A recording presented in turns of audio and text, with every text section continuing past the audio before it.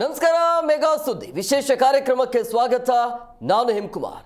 ಬೆಂಗಳೂರಿನಲ್ಲಿ ಬೀದಿ ನಾಯಿಗಳ ಹಾವಳಿ ಮಿತಿ ಮೀರ್ತಾ ಇದೆ. ಕಡಿತದ ಪ್ರಕರಣಗಳ ಸಂಖ್ಯೆ ದಿನದಿಂದ ದಿನಕ್ಕೆ ಜಾಸ್ತಿ ಆಗ್ತಾ ಇದೆ. ಇದರ ಮಧ್ಯೆ ಸುಪ್ರೀಂ ಕೋರ್ಟ್ ಕೂಡ ಆದೇಶವನ್ನು ಕೊಟ್ಟಿರುವಂಥದ್ದು, ಅಂದರೆ ಒಂದು ನಿಗದಿತ ಸ್ಥಳವನ್ನು ನಿರ್ಮಾಣ ಮಾಡಬೇಕು ಅನ್ನೋದು. ಇದು ಕೂಡ BBMPಗೆ ಹೊಸ ಟಾಸ್ಕ್ ಆಗತ್ತಾ ಇಲ್ಲ ಅಂತೇಳಿ ಪದೇ ಪದೇ ಈ ರೀತಿಯ ಪ್ರಕರಣಗಳ ಸಂಖ್ಯೆ ಜಾಸ್ತಿ ಆಗ್ತಾ ಇರೋದ್ರಿಂದಾಗಿ ಜನ ಭಯದಿಂದಲೇ ಬದುಕುವಂಥ ಪರಿಸ್ಥಿತಿ, ಓಡಾಡುವಂಥ ಪರಿಸ್ಥಿತಿ ಇದೆ.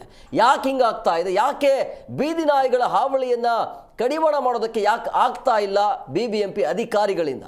ಸೊ ಮುಂದೆ ಏನು ಮಾಡಬೇಕು? ಒಂದು ವೇಳೆ ನಾಯಿ ಕಚ್ಚಿದ್ರೆ ಏನು ಮಾಡಬೇಕು? ಯಾವ ರೀತಿಯಾಗಿ ಒಂದು ಚಿಕಿತ್ಸೆ ವ್ಯವಸ್ಥೆ ಇರುತ್ತೆ ಅಂಥೇಳಿ, ಜೊತೆಗೆ BBMP ಯಾವ ರೀತಿಯಾಗಿ ತಯಾರಿಯನ್ನು ಮಾಡಿಕೊಂಡಿದೆ, ಅದಕ್ಕೆ ಖರ್ಚು ವೆಚ್ಚಗಳು ಎಷ್ಟಾಗುತ್ತೆ? ಈಗ ಒಂದು ವೇಳೆ ಒಂದು ಜಾಗ ಅಥವಾ ಒಂದು ಸ್ಥಳ ನಿಗದಿ ಆಯಿತು ಅಂತ ಹೇಳಿದ್ರೆ ಎನಿ ಟೈಮ್ ಇಡೀ ದಿನ ಅದರ ಕಡೆ ಗಮನ ನೀಡಲೇಬೇಕಾಗತ್ತೆ. ಅದಕ್ಕೆ ಎಷ್ಟು ಖರ್ಚು ವೆಚ್ಚಗಳು ಆಗುತ್ತೆ? ಪ್ರಮುಖವಾಗಿ ಯಾಕೆ ಬೀದಿ ನಾಯಿಗಳು ಕಚ್ಚುತ್ತೆ? ಏನು ಕಾರಣ ಇರಬಹುದು? ಎಲ್ಲದರ ಬಗ್ಗೆ ಚರ್ಚೆ ಮಾಡ್ತಿದ್ದೆ. ಇವತ್ತಿನ ವಿಶೇಷ ಬೀದಿ ನಾಯಿಗೆ ತಾಣ, BBMPಗೆ ನ್ಯೂ ಟಾಸ್ಕ್.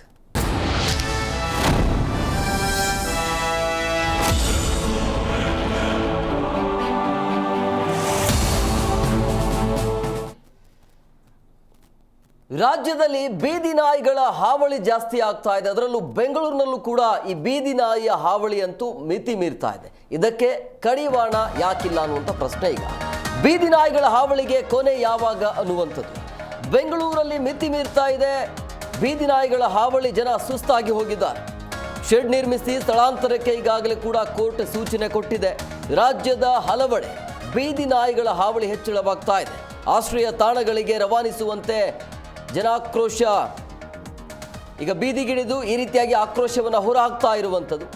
ಜನ ಆಗ್ರಹಿಸ್ತಾ ಇದ್ದಾರೆ. ಭಯದಿಂದ ಓಡಾಡುವಂಥ ಪರಿಸ್ಥಿತಿ. ನಿಮ್ಮ ಚಿಕ್ಕ ಮಕ್ಕಳು ಮನೆಯಿಂದ ಹೊರಗಡೆ ಆಟ ಆಡೋಕ್ಕೂ ಕೂಡ ಆಗೋದಿಲ್ಲ. ಯಾವ ಟೈಮಲ್ಲಿ ಹೆಂಗೆ ಅಟ್ಯಾಕ್ ಮಾಡುತ್ತೆ ಅನ್ನೋದು ಗೊತ್ತಾಗ್ತಾ ಇಲ್ಲ. ಸೊ BBMP ಅಧಿಕಾರಿಗೆ ಹೊಸ ಸಂಕಷ್ಟ, ಅದರ ಜೊತೆಗೆ ಜಾಗ ಎಲ್ಲಿದೆ ಅನ್ನೋದು. ಸೊ ಬೆಂಗಳೂರು ಮಾತ್ರ ಅಲ್ಲ, ರಾಜ್ಯದ ಹಲವೆಡೆ ಇದೇ ರೀತಿಯ ಸಮಸ್ಯೆ ಇದೆ. BBMP ತನ್ನ ಸಿಬ್ಬಂದಿಗೆ ಜಾಗವನ್ನು ಗುರುತಿಸುವಂಥ ಟಾಸ್ಕನ್ನು ನೀಡಲಾಗಿದೆ. ಈ ಕೆಲಸ ಕಾರ್ಯಗಳು ಆದಷ್ಟು ಬೇಗ ಆಗಬೇಕಾಗತ್ತೆ. ವರ್ಷದಿಂದ ವರ್ಷಕ್ಕೆ, ದಿನದಿಂದ ದಿನಕ್ಕೆ ಈ ರೀತಿಯ ಪ್ರಕರಣಗಳ ಸಂಖ್ಯೆ ಜಾಸ್ತಿ ಆಗ್ತಾ ಇದ್ರೆ ಹೇಗೆ ಚಿಕ್ಕ ಮಕ್ಕಳು ಧೈರ್ಯದಿಂದ ಓಡಾಡುವಂಥದ್ದು ಅಂಥೇಳಿ. ಸೊ ಈ ರೀತಿಯ ಸಮಸ್ಯೆ ಆಗ್ತಾ ಇರುವಂಥ ಹಿನ್ನೆಲೆಯಲ್ಲಿ ಸಹಜವಾಗಿ ಭಯ ಆಗುತ್ತೆ. ಸೊ ಹಂಗಾಗಿ ಸಾರ್ವಜನಿಕರು ಕೂಡ ಈಗ ಆತಂಕದಲ್ಲೇ ಓಡಾಡುವಂಥ ಪರಿಸ್ಥಿತಿ ಇದೆ. ಸೊ ಬೆಂಗಳೂರಿನ ಪರಿಸ್ಥಿತಿ ಹೇಗಿದೆ ಅನ್ನೋದ್ರ ಬಗ್ಗೆ ಸಾರ್ವಜನಿಕರು ಮಾತನಾಡಿದ್ದಾರೆ. ಈ ಬೀದಿ ನಾಯಿಯ ವಿಚಾರವಾಗಿ ಏನು ಹೇಳಿದ್ದಾರೆ ಕೇಳೋಣ ಬನ್ನಿ.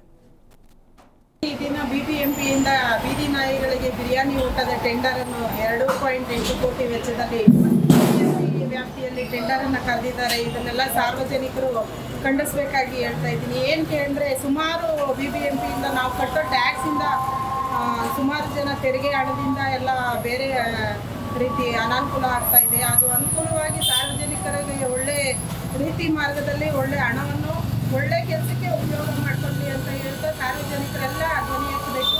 ಹಲವಾರು ಗುಂಡಿಗಳ ಸಮಸ್ಯೆ ಇದೆ ರೋಡ್ಗಳ ಸೈಡಲ್ಲಿ. ಏನು ಮೇಡಮ್, BBMP ಅವ್ರಿಗೆ ಮಾಡೋಕ್ಕೇನು ಕೆಲಸ ಇಲ್ವಾ? ಬರೀ ಇದು ಬಡಬಗ್ರದ್ದು ದುಡ್ಡು ತೊಗೊಂಡ್ಬಿಟ್ಟು ದೋಚಿ ಏನು ಬೇಕಾದ್ದು ಮಾಡಬೇಕು, ಅದು ಮಾಡಬೇಕು, ಇದು ಮಾಡಬೇಕು ಅನ್ನೋದು ಬರೀ ಬೇರೆ ಕೆಲಸನೇ ಇಲ್ವಾ ಅವ್ರಿಗೆ? ಈ ನಾಯಿಗಳಿಗೆ ಹಾಕೋದಕ್ಕಿಂತ ಮನುಷ್ಯರಿಗಾಗಲಿ, ಬಡಬಗ್ರಿಗೆ ಊಟಕ್ಕೂ ಗತಿ ಇಲ್ಲ, ಹಂಗೆ ಅಲ್ದಾಡ್ತಿದ್ದಾರೆ ಬೇರೆ ಕಡೆಗೆಲ್ಲ. ನಮ್ಮ ಈ BBMP ಅವ್ರಿಗೆ ಏನು ಮಾಡೋಕ್ಕೆ ಕೆಲಸ ಇಲ್ವಾ? ಈ ಥರ ಎಲ್ಲ ಮಾಡ್ಕೊಂಡ್ರೆ ಹೆಂಗ್ರಿ? ಏನ್ರಿ, ನಮ್ಮ ದುಡ್ಡುಗಳನ್ನ ತೊಗೊಂಡು ಬಡಬಗ್ರಿಗೆ ಹಂಚ್ಬೇಕು, ಏನೋ ಸ್ವಲ್ಪ ಸುಧಾರಣೆ ಮಾಡಬೇಕು, ರೋಡನ್ನು ಸುಧಾರಣೆ ಮಾಡಬೇಕು. ನೋಡ್ರಿ ಗುಂಡಿ ಹೆಂಗಿದಾವೆ ನಮ್ಮ BBMPದವ್ರಿಗೆ ನಾಚಿಕೆ ಬರಲ್ವಾ? ಈ ಥರವೆಲ್ಲ ಮಾಡ್ತಾರಂತ ಟ್ರೆಂಡ್ ಇದು ಏನು ಗೊತ್ತಾ? ಈ ಬಗ್ಗೆ ಮಾತನಾಡೋದಕ್ಕೆ ಅತಿಥಿಯವರು ಜಾಯ್ನ್ ಆಗಿದ್ದಾರೆ. ನಾನು ಅವ್ರನ್ನ ಕಾರ್ಯಕ್ರಮಕ್ಕೆ ವೆಲ್ಕಮ್ ಮಾಡ್ತೀನಿ. ಮೊದಲನೇದಾಗಿ ಪ್ರಾಣಿ ಪ್ರಿಯರಾಗಿರುವಂಥ ಅರುಣ್ ಕುಮಾರ್ ಅವರು, ಸರ್ ಕಾರ್ಯಕ್ರಮಕ್ಕೆ ಆತ್ಮೀಯವಾದಂಥ ಸ್ವಾಗತ. ಹಾಗೆಯೇ ಸಾಮಾಜಿಕ ಕಾರ್ಯಕರ್ತರಾಗಿರುವಂಥ ಕಿಶೋರ್ ಕುಮಾರ್ ಸರ್, ತಮಗೂ ಕೂಡ ಕಾರ್ಯಕ್ರಮಕ್ಕೆ ಆತ್ಮೀಯವಾದಂಥ ಸ್ವಾಗತ. ಹಾಗೆಯೇ ವೀರೇಶ್ ಅವರು ಸಾಮಾಜಿಕ ಕಾರ್ಯಕರ್ತರು, ಸರ್ ತಮಗೂ ಕೂಡ ಆತ್ಮೀಯವಾದಂಥ ಸ್ವಾಗತ ಈ ಕಾರ್ಯಕ್ರಮಕ್ಕೆ. ಎಸ್ ಅರುಣ್ ಸರ್, ನಾನು ನಿಮ್ಮ ಹತ್ರನೇ ಬರ್ತೀನಿ. ಯಾಕೆ ಬೀದಿ ನಾಯಿ ಅಟ್ಯಾಕ್ ಮಾಡುತ್ತೆ ಇದ್ದಕ್ಕಿದ್ದಂಗೆ? ದಿನದಿಂದ ದಿನಕ್ಕೆ ಪ್ರಕರಣಗಳ ಸಂಖ್ಯೆ ಜಾಸ್ತಿ ಆಗ್ತಾ ಇದೆ. ಕಡಿವಾಣ ಯಾಕಿಲ್ಲ ಸರ್? ಫಸ್ಟ್ ಆಫ್ ಆಲ್ ಆ ಸ್ಟ್ಯಾಟಿಸ್ಟಿಕ್ಸು ಬೀದಿ ನಾಯಿ ಅಂತೇಳಿ ಇದೆ ಹೊತ್ತು ಎಲ್ಲಿ ಸಹ ಬೀದಿ ನಾಯಿ ಇಲ್ಲ. ನಾವು ನೋಡಿ ಇವಾಗ ನಿಮ್ಮ ಪ್ರೋಗ್ರಾಮು ಓಕೆ, ಹೆಲ್ತ್ ಡಿಪಾರ್ಟ್ಮೆಂಟ್ ಆರೋಗ್ಯ ಸಚಿವರು ನೋಡ್ತಾ ಇದ್ದಾರೆ, ಮತ್ತು ಪ್ರಿನ್ಸಿಪಲ್ ಸೆಕ್ರೆಟ್ರಿ, ಕಮಿಷನರ್ ಎಲ್ಲರೂ ನೋಡ್ತಾ ಇದ್ದಾರೆ. ನೋಡಿ, ಇವರು IDSP ಪೋರ್ಟಲ್ ಇದೆ, ಇಂಟಿಗ್ರೇಟೆಡ್ ಡಿಸೀಸ್ ಸರ್ವೆಲೆನ್ಸ್ ಪೋರ್ಟಲ್ ಅಂದ್ಬಿಟ್ಟು. ಅದರಲ್ಲಿ ಎಲ್ಲಿ ಸಹ ಬೀದಿ ನಾಯಿ ಕಚ್ಚಿದೆ, ಸಾಕು ನಾಯಿ ಕಚ್ಚಿದೆ ಅಂತೇಳಿ ಡೇಟಾ ಇಲ್ಲ, ನಾಯಿ ಅಂತೇಳಿ ಹಾಕಿದ್ದಾರೆ.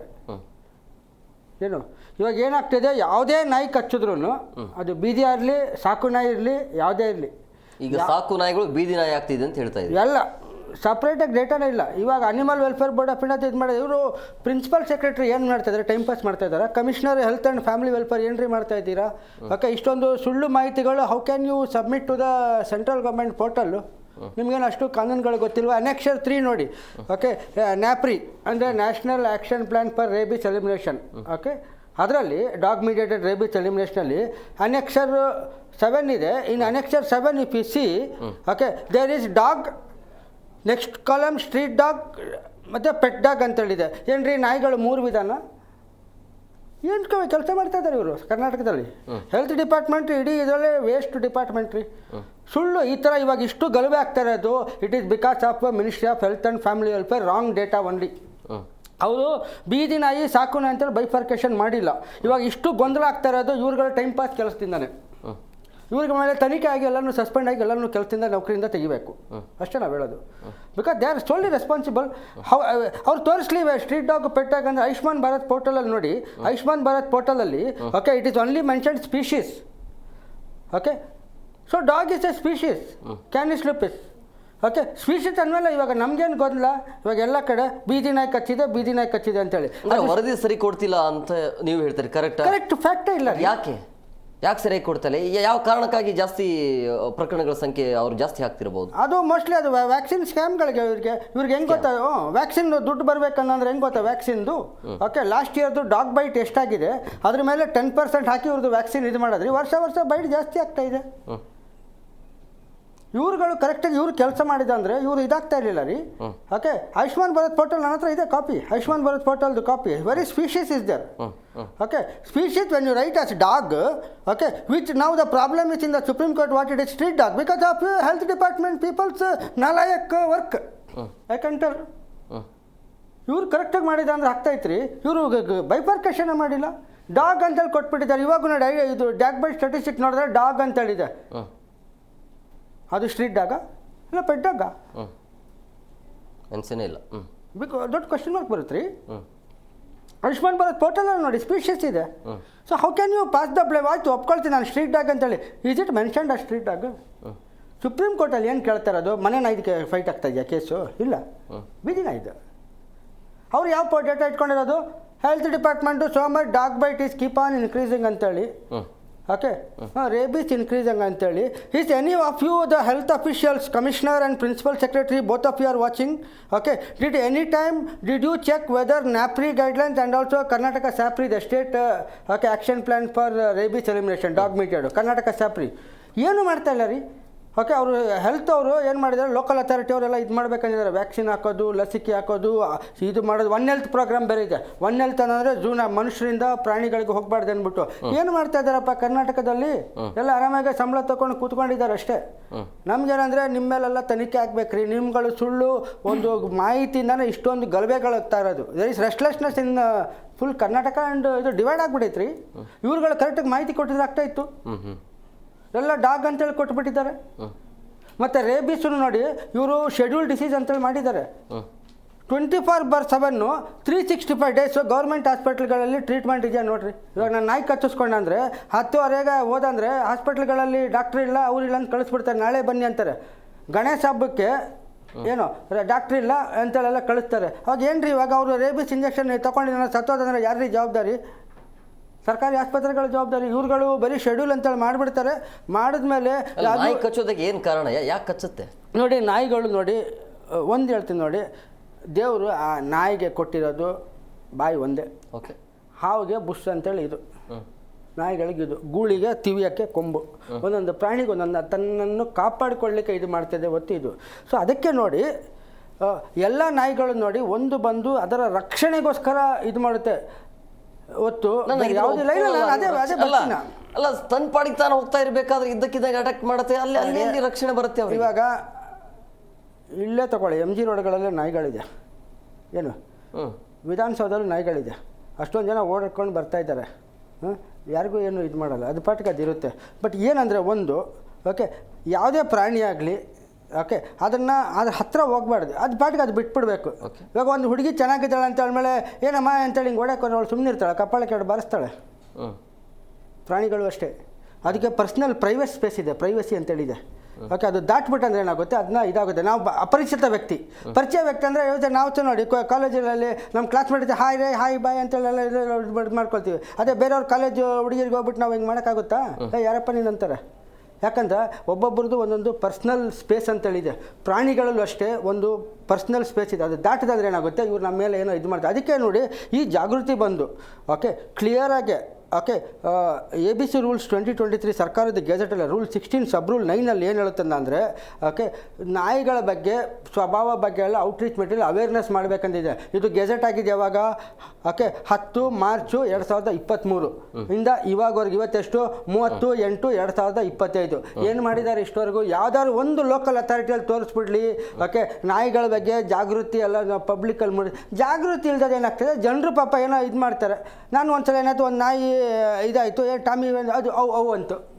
ಯಾಕೆ? ಅದ್ರ ಸ್ವಭಾವ ಅದು ನನಗೂ ಇದು ಮಾಡೋದು. ಪ್ರಾಣಿಗಳ ಸ್ವಭಾವ ಜನರಲ್ಲಿ ಮೂಡಿಸ್ಬೇಕು ಹೇಗೆ ಇದೆ ಅಂತೇಳಿ. ಇವರು ಮೂಡಿಸಲ್ಲ.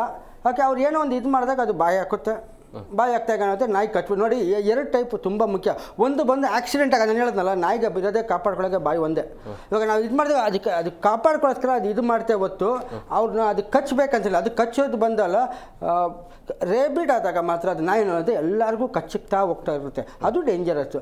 ಇದು ಬಂದು ಏನೋ ಒಂದು ಅದು ಸೆಲ್ಫ್ ಡಿಫೆನ್ಸ್ಗೆ ಇಲ್ಲ, ಏನೋ ಒಂದು ಆ ಸನ್ನಿವೇಶ ಇದಾಗಿದೆ, ಕಚ್ಚಬೇಕಂತೇಳಿಲ್ಲ. ಓಕೆ, ರೌಡಿಗಳು ನೋಡಿ ಒಂದು ದುಡ್ಡು ತಗೊಂಡು ಒಬ್ಬರನ್ನ ವಿಕೆಟ್ ಉದುರಿಸೋದಂತಾರೆ, ಒಂದು ಕೊಲೆ ಮಾಡೋದಂತಾರೆ. ಓಕೆ, ಅದು ಬೇರೆ. ಆಕಸ್ಮಿಕವಾಗಿ ಏನಾದ್ರು ಇದು ಮಾಡಬೇಕಂದ್ರೆ ಕೊಲೆ ಆಗೋದು ಬೇರೆ.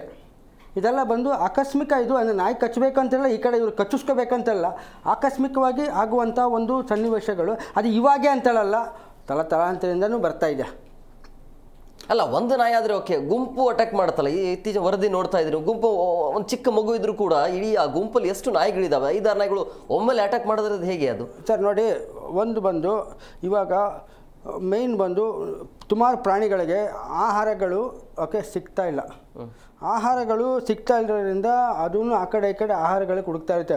ಮತ್ತು ಇನ್ನೊಂದು ನೋಡಿ, ಇದು ಪ್ರಾಣಿಗಳಂತಲ್ಲ, ಎಲ್ಲ ಪ್ರಾಣಿಗಳಷ್ಟೇ. ನೀವು ಹುಲಿಸ ನೋಡಿ ಓಕೆ, ನೀವು ಟಿ ವಿಯಲ್ಲಿ ಪೇಪರಲ್ಲಿ ನೋಡಿದಾಗ ಅಲ್ಲಿ ಟಾಯ್ಲೆಟ್ ಮಾಡೋಕ್ಕೆ ಹೋದಾಗ ಮಾತ್ರ ಹುಲಿ ದಾಳಿ ಮಾಡಿದೆ ಅಂತೇಳಿ ನ್ಯೂಸಲ್ಲೆಲ್ಲ ಬರುತ್ತೆ. ಟಾಯ್ಲೆಟ್ ಕೂತ್ಕೊಂಡಾಗ ಮಾತ್ರ ಅಂಥವ್ರಿಗೆ ಟಾಯ್ಲೆಟ್ಗೆ ನೇಚರ್ಸ್ಗಳಿಗೆ ಕಾಡುಗಳೊಳಗೆ ಹೋದಾಗ ಅಟ್ಯಾಕ್ ಮಾಡುತ್ತೆ ಅಂತೇಳಿ. ಯಾಕಂದರೆ ಅದು ಕೂತ್ಕೊಂಡಿರ್ಬೇಕಂದ್ರೆ ಆ ಪ್ರಾಣಿಗಳಿಗೆ ಬೇರೆ ಯಾವುದೋ ಪ್ರಾಣಿ ಥರ ಕಾಣಿಸುತ್ತೆ. ಆ ಇದರಲ್ಲಿ ಹುಲಿನೂ ಅಷ್ಟೇ, ಅಲ್ಲಿ ಕಾಡಲ್ಲಿ ಅಟ್ಯಾಕ್ ಮಾಡುತ್ತಲ್ಲ, ಅದೂ ಬಂದು ಏನು ಇದಲ್ಲ, ಏನು ಅದು ಕೊಲ್ಲಬೇಕಂತೇಳಲ್ಲ, ಬೇರೆ ಒಂದು ಪ್ರಾಣಿ ಅಂತೇಳಿ ಇದಾಗುತ್ತೆ. ಅದಕ್ಕೆ ಅದೊಂದು ನಾವು ಅದರೊಂದು ವಲನ ಚಲನೆಗಳನ್ನ ನಾವು ಇದು ಮಾಡ್ಕೊ. ಬಟ್ ಮೇಯ್ನ್ ಬಂದು ಏನಂದರೆ ಜಾಗೃತಿ ಎಲ್ಲೂ ಮೂಡಿಸಿಲ್ಲ ಯಾವುದೇ ಪಾಲಿಕೆ ಆಗಲಿ. BBMP ಇವಾಗ ಇದು ಮಾಡ್ತಿದ್ದೆ ಹೊತ್ತು, ಇದಕ್ಕಿಂತ ಮುಂಚೆ ನಾವೆಲ್ಲ ಎಷ್ಟೊಂದು ಗಲಾಟೆ ಮಾಡಿದ್ಮೇಲೆ ಆಮೇಲೆ ಇದು ಮಾಡಿದ್ದು. ಇದಕ್ಕಿಂತ ಮುಂಚೆ ಜನರಲ್ಲಿ ಎಲ್ಲಿ ಸಹ ಯಾರಿಗೆ ಸಹ ಪ್ರಾಣಿಗಳ ಬಗ್ಗೆ ಹೇಗೆ ಡೂಸ್ ಆ್ಯಂಡ್ ಡೋಂಟ್ಸ್ ಇದೆಲ್ಲ ಅದು ಮಾಡಲೇ ಇಲ್ಲ. ಅದರಿಂದನೇ ಇದು ಇಷ್ಟೊಂದು ಇದಾಗ್ತಾ ಇರೋದು ಸಮಸ್ಯೆಗಳು. ಅದು ಮಾಡಿದ್ರೆ ಏನೂ ಇಲ್ಲ. ಕಿಶೋರ್ ಅವರೇ, ಇದಕ್ಕೆ ಕಡಿವಾಣ ಹೇಗೆ ಅಂತೇಳಿ, ಯಾಕೆ ಈ ರೀತಿಯ ವಿಪರೀತವಾಗಿ ಹಾವಳಿ ಮಿತಿ ಮೀರ್ತಾ ಇರೋದು ಅಂತ? ಅದೇ ಸರ್ ಹೇಳಿದಂಗೆ ಹಸಿವು, ನಾಯಿಗೆ ತುಂಬ ಹಸಿವು ಆಗುತ್ತೆ, 100% ಹಸಿವಾಗುತ್ತೆ. ಈಗ ಮನುಷ್ಯರಿಗೂ ಅಷ್ಟೇ ಪ್ರಾಣಿಗಳಿಗೂ ಅಷ್ಟೇ ಸೇಮ್ ಇರುತ್ತೆ.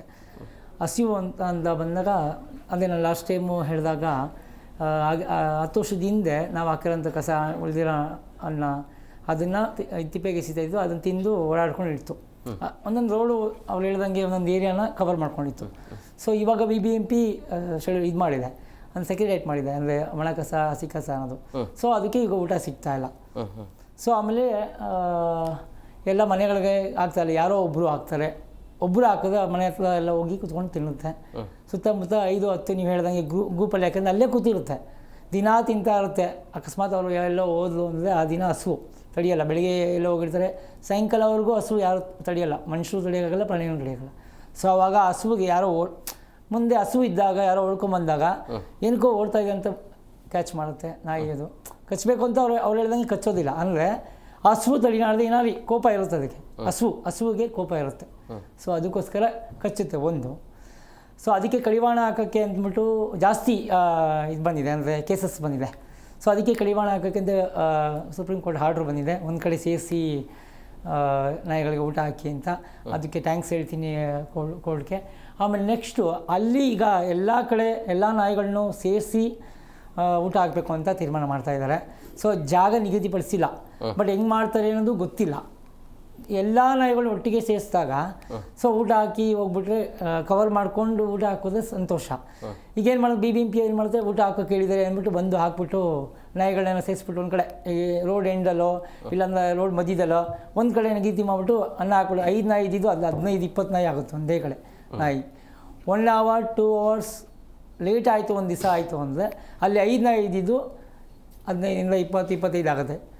ಇದರಿಂದ ಇನ್ನೂ ಜಾಸ್ತಿ ಆಗ್ಬೋದು ಹೊರತು ಕಡಿಮೆ ಆಗೋದು ಕಡಿಮೆ ಇದೆ ಸರ್, ತುಂಬ ಜಾಸ್ತಿ ಆಗ್ಬೋದು. ಆಮೇಲೆ ನೆಕ್ಸ್ಟು ಇದಕ್ಕೆ ಹೆಂಗೆ ಕಡಿವಾಣ ಆಗಬೇಕು ಅಂತ ಹೇಳ್ತೀನಿ ಅಂದರೆ, ನನ್ನ ಅನಿಸಿಕೆ ಇದು BBMPಯಿಂದ ಒಂದು ಜಾಗ ನಿಗದಿಪಡಿಸಿ ಎಲ್ಲ ನಾಯಿಗಳನ್ನು ಅಲ್ಲೇ ಸೇರಿಸಿ ಆಮೇಲೆ ಅದನ್ನು ಆಚೆ ಬರ್ದಿರುತ್ತೆ ನೋಡಿಕೊಂಡು ಅಲ್ಲೇ ಊಟ ಹಾಕಿದ್ರೆ ಒಳ್ಳೆ ಸರ್. ಈ ಎಲ್ಲ ನಾಯಿ ಸೇರಿಸಿದ್ದೀನಿ ಅಂದ್ಬಿಟ್ಟು ಕವರ್ ಮಾಡದೆ ಬಿಟ್ಬಿಟ್ರೆ 100-200 ನಾಯಿ ಇರುತ್ತೆ. ಸೊ ಅದೆಲ್ಲ ಸಿಕ್ಕಾಕೋತ ಒಬ್ಬ ವ್ಯಕ್ತಿ ಅಂದರೆ ಆಚೆ ಬರೋಕ್ಕೆ ಸಾಧ್ಯನೇ ಇಲ್ಲ. ದಯವಿಟ್ಟು ಅದಕ್ಕೆ BBMP ಅವರು ಪ್ಲಾನ್ ಇರಬೇಕು ಅಂತ ಹೇಳ್ತಾರೆ.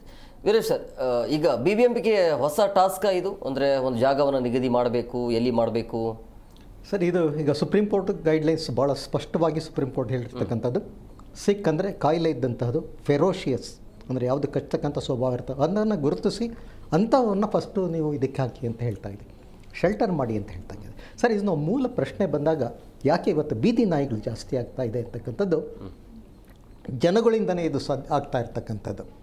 ಸಣ್ಣ ಮರಿಯಲ್ಲಿ ತಂದು ಸಾಕ್ತಾರೆ, 2-3 ವರ್ಷ ಆಗ್ತದೆ. ಭಾಳಷ್ಟು ಪ್ರಕರಣಗಳಲ್ಲಿ ಒಂದು ಊರಿಂದ ಇನ್ನೊಂದು ಟ್ರಾನ್ಸ್ಫರ್ ಆದಾಗ ಅಥವಾ ಮನೆಯಲ್ಲಿ ಅವರಿಗೆ ಸಾಕ್ಲಿಕ್ಕೆ ಆಗದಾಗ ಏನು ಮಾಡ್ತಾ ಇದ್ದಾರೆ, ಬೀದಿಗೆ ಬಿಡ್ತಾ ಇದ್ದಾರೆ.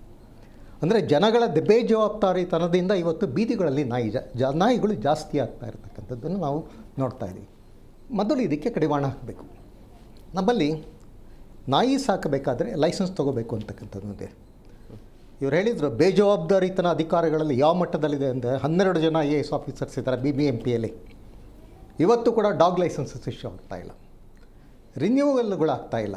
ಯಾಕೆ ಅದು ಬೇಕಾಗಿತ್ತು ಅಂದರೆ ರಿನ್ಯೂವಲ್ ಇವ್ರು ಹೇಳಿದರು ನಾಯಿಗಳು ಕಡಿತ ಕೇವಲ ಬೀದಿ ನಾಯಿಗಳೆಲ್ಲ, ಸಾಕಿರೋ ನಾಯಿಗಳಿಂದನೂ ಕಡಿತ ಆಗ್ತಾ ಇದೆ. ಆ್ಯಂಟಿ ರೇಬಿಯಸ್ ಇಂಜೆಕ್ಷನ್ಸ್ ಕೊಡ್ತಾ ಇಲ್ಲ. ಲೈಸೆನ್ಸ್ ಇದ್ದಾಗ ಏನಾಗ್ತಾಯಿತ್ತು, ರಿನ್ಯೂ ಮಾಡಬೇಕಾದ್ರೆ ಸರ್ಟಿಫಿಕೇಟ್ ಕೊಟ್ಟಾಗ ರಿನ್ಯೂ ಮಾಡ್ತಾಯಿದ್ರು, ಒಂದು ಕಂಟ್ರೋಲ್ ಇರ್ತಿತ್ತು. ಆದರೆ ಇವತ್ತೇನಾಗಿದೆ ಅಂತಂದರೆ BBMP ಅದನ್ನು ಸಂಪೂರ್ಣವಾಗಿ ನಿಲ್ಲಿಸಿರ್ತಕ್ಕಂಥದ್ದು, ಲೈಸೆನ್ಸ್ ಇಶ್ಯೂ ಮಾಡ್ತಕ್ಕಂಥದ್ದನ್ನು ಸಂಪೂರ್ಣವಾಗಿ ನಿಲ್ಲಿಸಿರೋದು ಜನಗಳ ಬೇಜವಾಬ್ದಾರಿತನ. ಇದರಿಂದ ಏನಾಗಿದೆ, ಇವತ್ತು ಬೀದಿಗಳಲ್ಲಿ ನಾಯಿಗಳು ಜಾಸ್ತಿ ಆಗ್ತಾಯಿದೆ. ಆಮೇಲೆ ಇನ್ನೊಂದು ಹೇಳಿದ್ರಿ, ಮಕ್ಕಳ ಮೇಲೆ ಅದು ಅಟ್ಯಾಕ್ ಆಗ್ತಾಯಿದೆ. ನಾವು ಹೇಳಿದಾಗ ಸಣ್ಣ ಮಕ್ಕಳನ್ನು ನೋಡಿದಾಗ ಅವಕ್ಕೆ ಏನಾಗ್ತದೆ, ಆಹಾರಕ್ಕೋಸ್ಕರ ಅದನ್ನು ಮಕ್ಕಳನ್ನು ಕಡಿತಕ್ಕಂಥದ್ದು ಭಾಳಷ್ಟು ಇತ್ತೀಚೆಗೆ ಭಾಳಷ್ಟು ಪ್ರಕರಣಗಳು ವರದಿಯಾಗಿದೆ. ಜಾಸ್ತಿ ಕಡಿತಾ ಇರ್ತಕ್ಕಂಥದ್ದು ಮಕ್ಕಳು ಮತ್ತು ವೃದ್ಧರಿಗೆ. ಅದಕ್ಕೆ ಗೊತ್ತಾಗ್ತದೆ, ಅದು ನಾರ್ಮಲಿ ಯಂಗ್ಸ್ಟರ್ಸ್ ಇರ್ತಾರಲ್ಲ, ಅವರ ಸಹವಾಸಕ್ಕೆ ಹೋಗೋದಿಲ್ಲ, ಅವರು ರೆಸಿಸ್ಟ್ ಮಾಡ್ತಾರೆ, ಮಕ್ಕಳು ರೆಸಿಸ್ಟ್ ಮಾಡಲಿಕ್ಕೆ ಸಾಧ್ಯ ಇಲ್ಲ. ಹೀಗಾಗಿ ಏನಾಗಿದೆ, ಇವತ್ತು ಮಕ್ಕಳು ಖಂಡಿತ ದಾರಿನಲ್ಲಿ ಒಬ್ಬರೇ ಓಡಾಡಲಿಕ್ಕೆ ಸಾಧ್ಯನೇ ಇಲ್ಲ, ಆ ಒಂದು ಪರಿಸ್ಥಿತಿಯಲ್ಲಿ ಇರ್ತಕ್ಕಂಥದ್ದು. ಶೆಲ್ಟರ್ ಬಗ್ಗೆ ಖಂಡಿತ ಅದನ್ನು ಮಾಡಬೇಕು. ಇವಾಗ ಒಂದು ಇದ್ದಿದ್ದು ಈಗ ಗ್ರೇಟರ್ ಬ್ಯಾಂಗ್ಳೂರ್ ಅಥಾರಿಟಿಯಲ್ಲಿ ಈಗ ಇದು ಮಾಡಿದ್ದಾರೆ. ಎಲ್ಲ ಇದರಲ್ಲೂ ಕೂಡ ಬೆಂಗಳೂರಿನ ವಿವಿಧ ಭಾಗಗಳಲ್ಲಿ ಶೆಲ್ಟರ್ಗಳನ್ನು ಮಾಡಿ, ನಾವು ಬೀದಿ ನಾಯಿಗಳ ಒಂದು ಊಟಕ್ಕೋಸ್ಕರನೇ ಇವತ್ತು 8.5 ಕೋಟಿ ರೂಪಾಯಿ ಮೀಸಲಿಟ್ಟಿರ್ತಕ್ಕಂಥದ್ದು.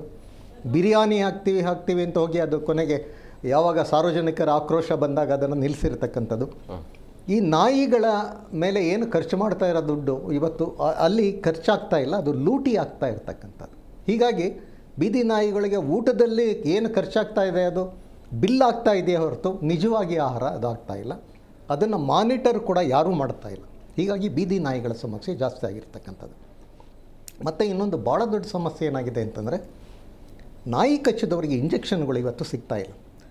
ಭಾಳ ನೀವು ಹೊರಗಡೆ ತೊಗೋಬೇಕು ಅಂದರೆ ಭಾಳ 5,000 ರೂಪಾಯಿ ಏನೋ ಆಗ್ತದೆ. 3-4 ಇಂಜೆಕ್ಷನ್ ಅಂದರೆ 20,000 ರೂಪಾಯಿ ಆಗ್ತದೆ. ಸರ್ಕಾರಿ ಆಸ್ಪತ್ರೆಗಳಿಗೆ ಸಪ್ಲೈ ಮಾಡ್ತಾ ಇದ್ದಾರೆ. ಅಲ್ಲಿಂದ ಅದು ಕಾಳಸಂತೆಯಲ್ಲಿ ಬೇರೆ ಕಡೆ ಹೋಗಿ ಮಾರಾಟ ಆಗ್ತಾ ಇರ್ತಕ್ಕಂಥದ್ದು. ನೀವು ಇವತ್ತು ವಿಕ್ಟೋರಿಯಾ ಹಾಸ್ಪಿಟಲ್ ಹೋದರೆ ಭಾಳ ಜನ ಕ್ಯೂ ನಿಂತಿರ್ತಾರೆ ಅಲ್ಲಿ. ಇವ್ರು ಹೇಳಿದಾಗೆ ಅದು ಬೀದಿ ನಾಯಿ ಕಡಿದಿದೆ ಅಂತಲ್ಲ, ಈ ಪೇಪರ್ನವರು ಪಾಪ ಒಳಗಡೆ ಹೋದಾಗ ಡೆಲಿವರಿ ಬಾಯ್ಸು ಭಾಳಷ್ಟು ಜನಕ್ಕೆ ಇವತ್ತು ನಾಯಿ ಕಡಿತಾ ಇರೋದು. ಯಾಕೆ ಅಂತಂದರೆ ಸಡನ್ನಾಗಿ ಅವರು ಡೆಲಿವರಿಗೆ ಹೋದಾಗ ಗೊತ್ತಾಗೋದಿಲ್ಲ, ನಾಯಿಗಳು ಕಟ್ತಕ್ಕಂಥದ್ದು ಆಗ್ತಾ ಇರ್ತಕ್ಕಂಥದ್ದು. ಅದನ್ನೆಲ್ಲ ಇವತ್ತು ಆರೋಪವನ್ನು ಬೀದಿ ನಾಯಿಗಳ ಮೇಲೆ ಆಗ್ತಾ ಇದ್ದಾರೆ. ಅದು ತಪ್ಪು. ಅಂದರೆ ಸ್ಟ್ಯಾಟಿಸ್ಟಿಕ್ಸ್ ಇಲ್ಲ, ಏನು ಹಣ ಬರ್ತಾ ಇದೆ ಅದನ್ನು ಸರಿಯಾಗಿ ಅದನ್ನು ಬಿಲ್ಲುಗಳಾಗ್ತಾ ಇದೆ ಹೊರತು ಅಲ್ಲಿ ಕೂಡ ಲೂಟಿ ಆಗ್ತಾ ಇರತಕ್ಕಂಥದ್ದು. ಆಮೇಲೆ ಜನಗಳ ಜವಾಬ್ದಾರಿನೂ ಮುಖ್ಯ ಸರ್. ಈಗ ನಾವು ಒಂದು ಬೀದಿ ನಾಯಿ ಒಂದು ಅಡಾಪ್ಟ್ ಮಾಡ್ಕೊಂಡಿದ್ದೀವಿ ನಾವು. ಮಾಡ್ಕೊಳ್ಳಿ, ನಮ್ಮ ಪ್ರಾಣಿ ಪ್ರಿಯರು ಸುಮ್ಮನೆ ಬಬ್ಬೆ ಹೊಡೆಯೋದಿಲ್ಲ ಸರ್, ಅವರೇ ಅಡಾಪ್ಟ್ ಮಾಡ್ಕೊಳ್ತಕ್ಕಂಥದ್ದು. ಅಟ್ಲೀಸ್ಟ್ ಅವ್ರ ವಾರ್ಡ್ನಲ್ಲಿ ಮಾನಿಟರ್ ಮಾಡಿ. ನಾವು ಹೇಳ್ತಕ್ಕಂಥದ್ದು ಇಡೀ ಬ್ಯಾಂಗ್ಳೂರು ಮಾಡಲಿಕ್ಕಾಗೋದಿಲ್ಲ.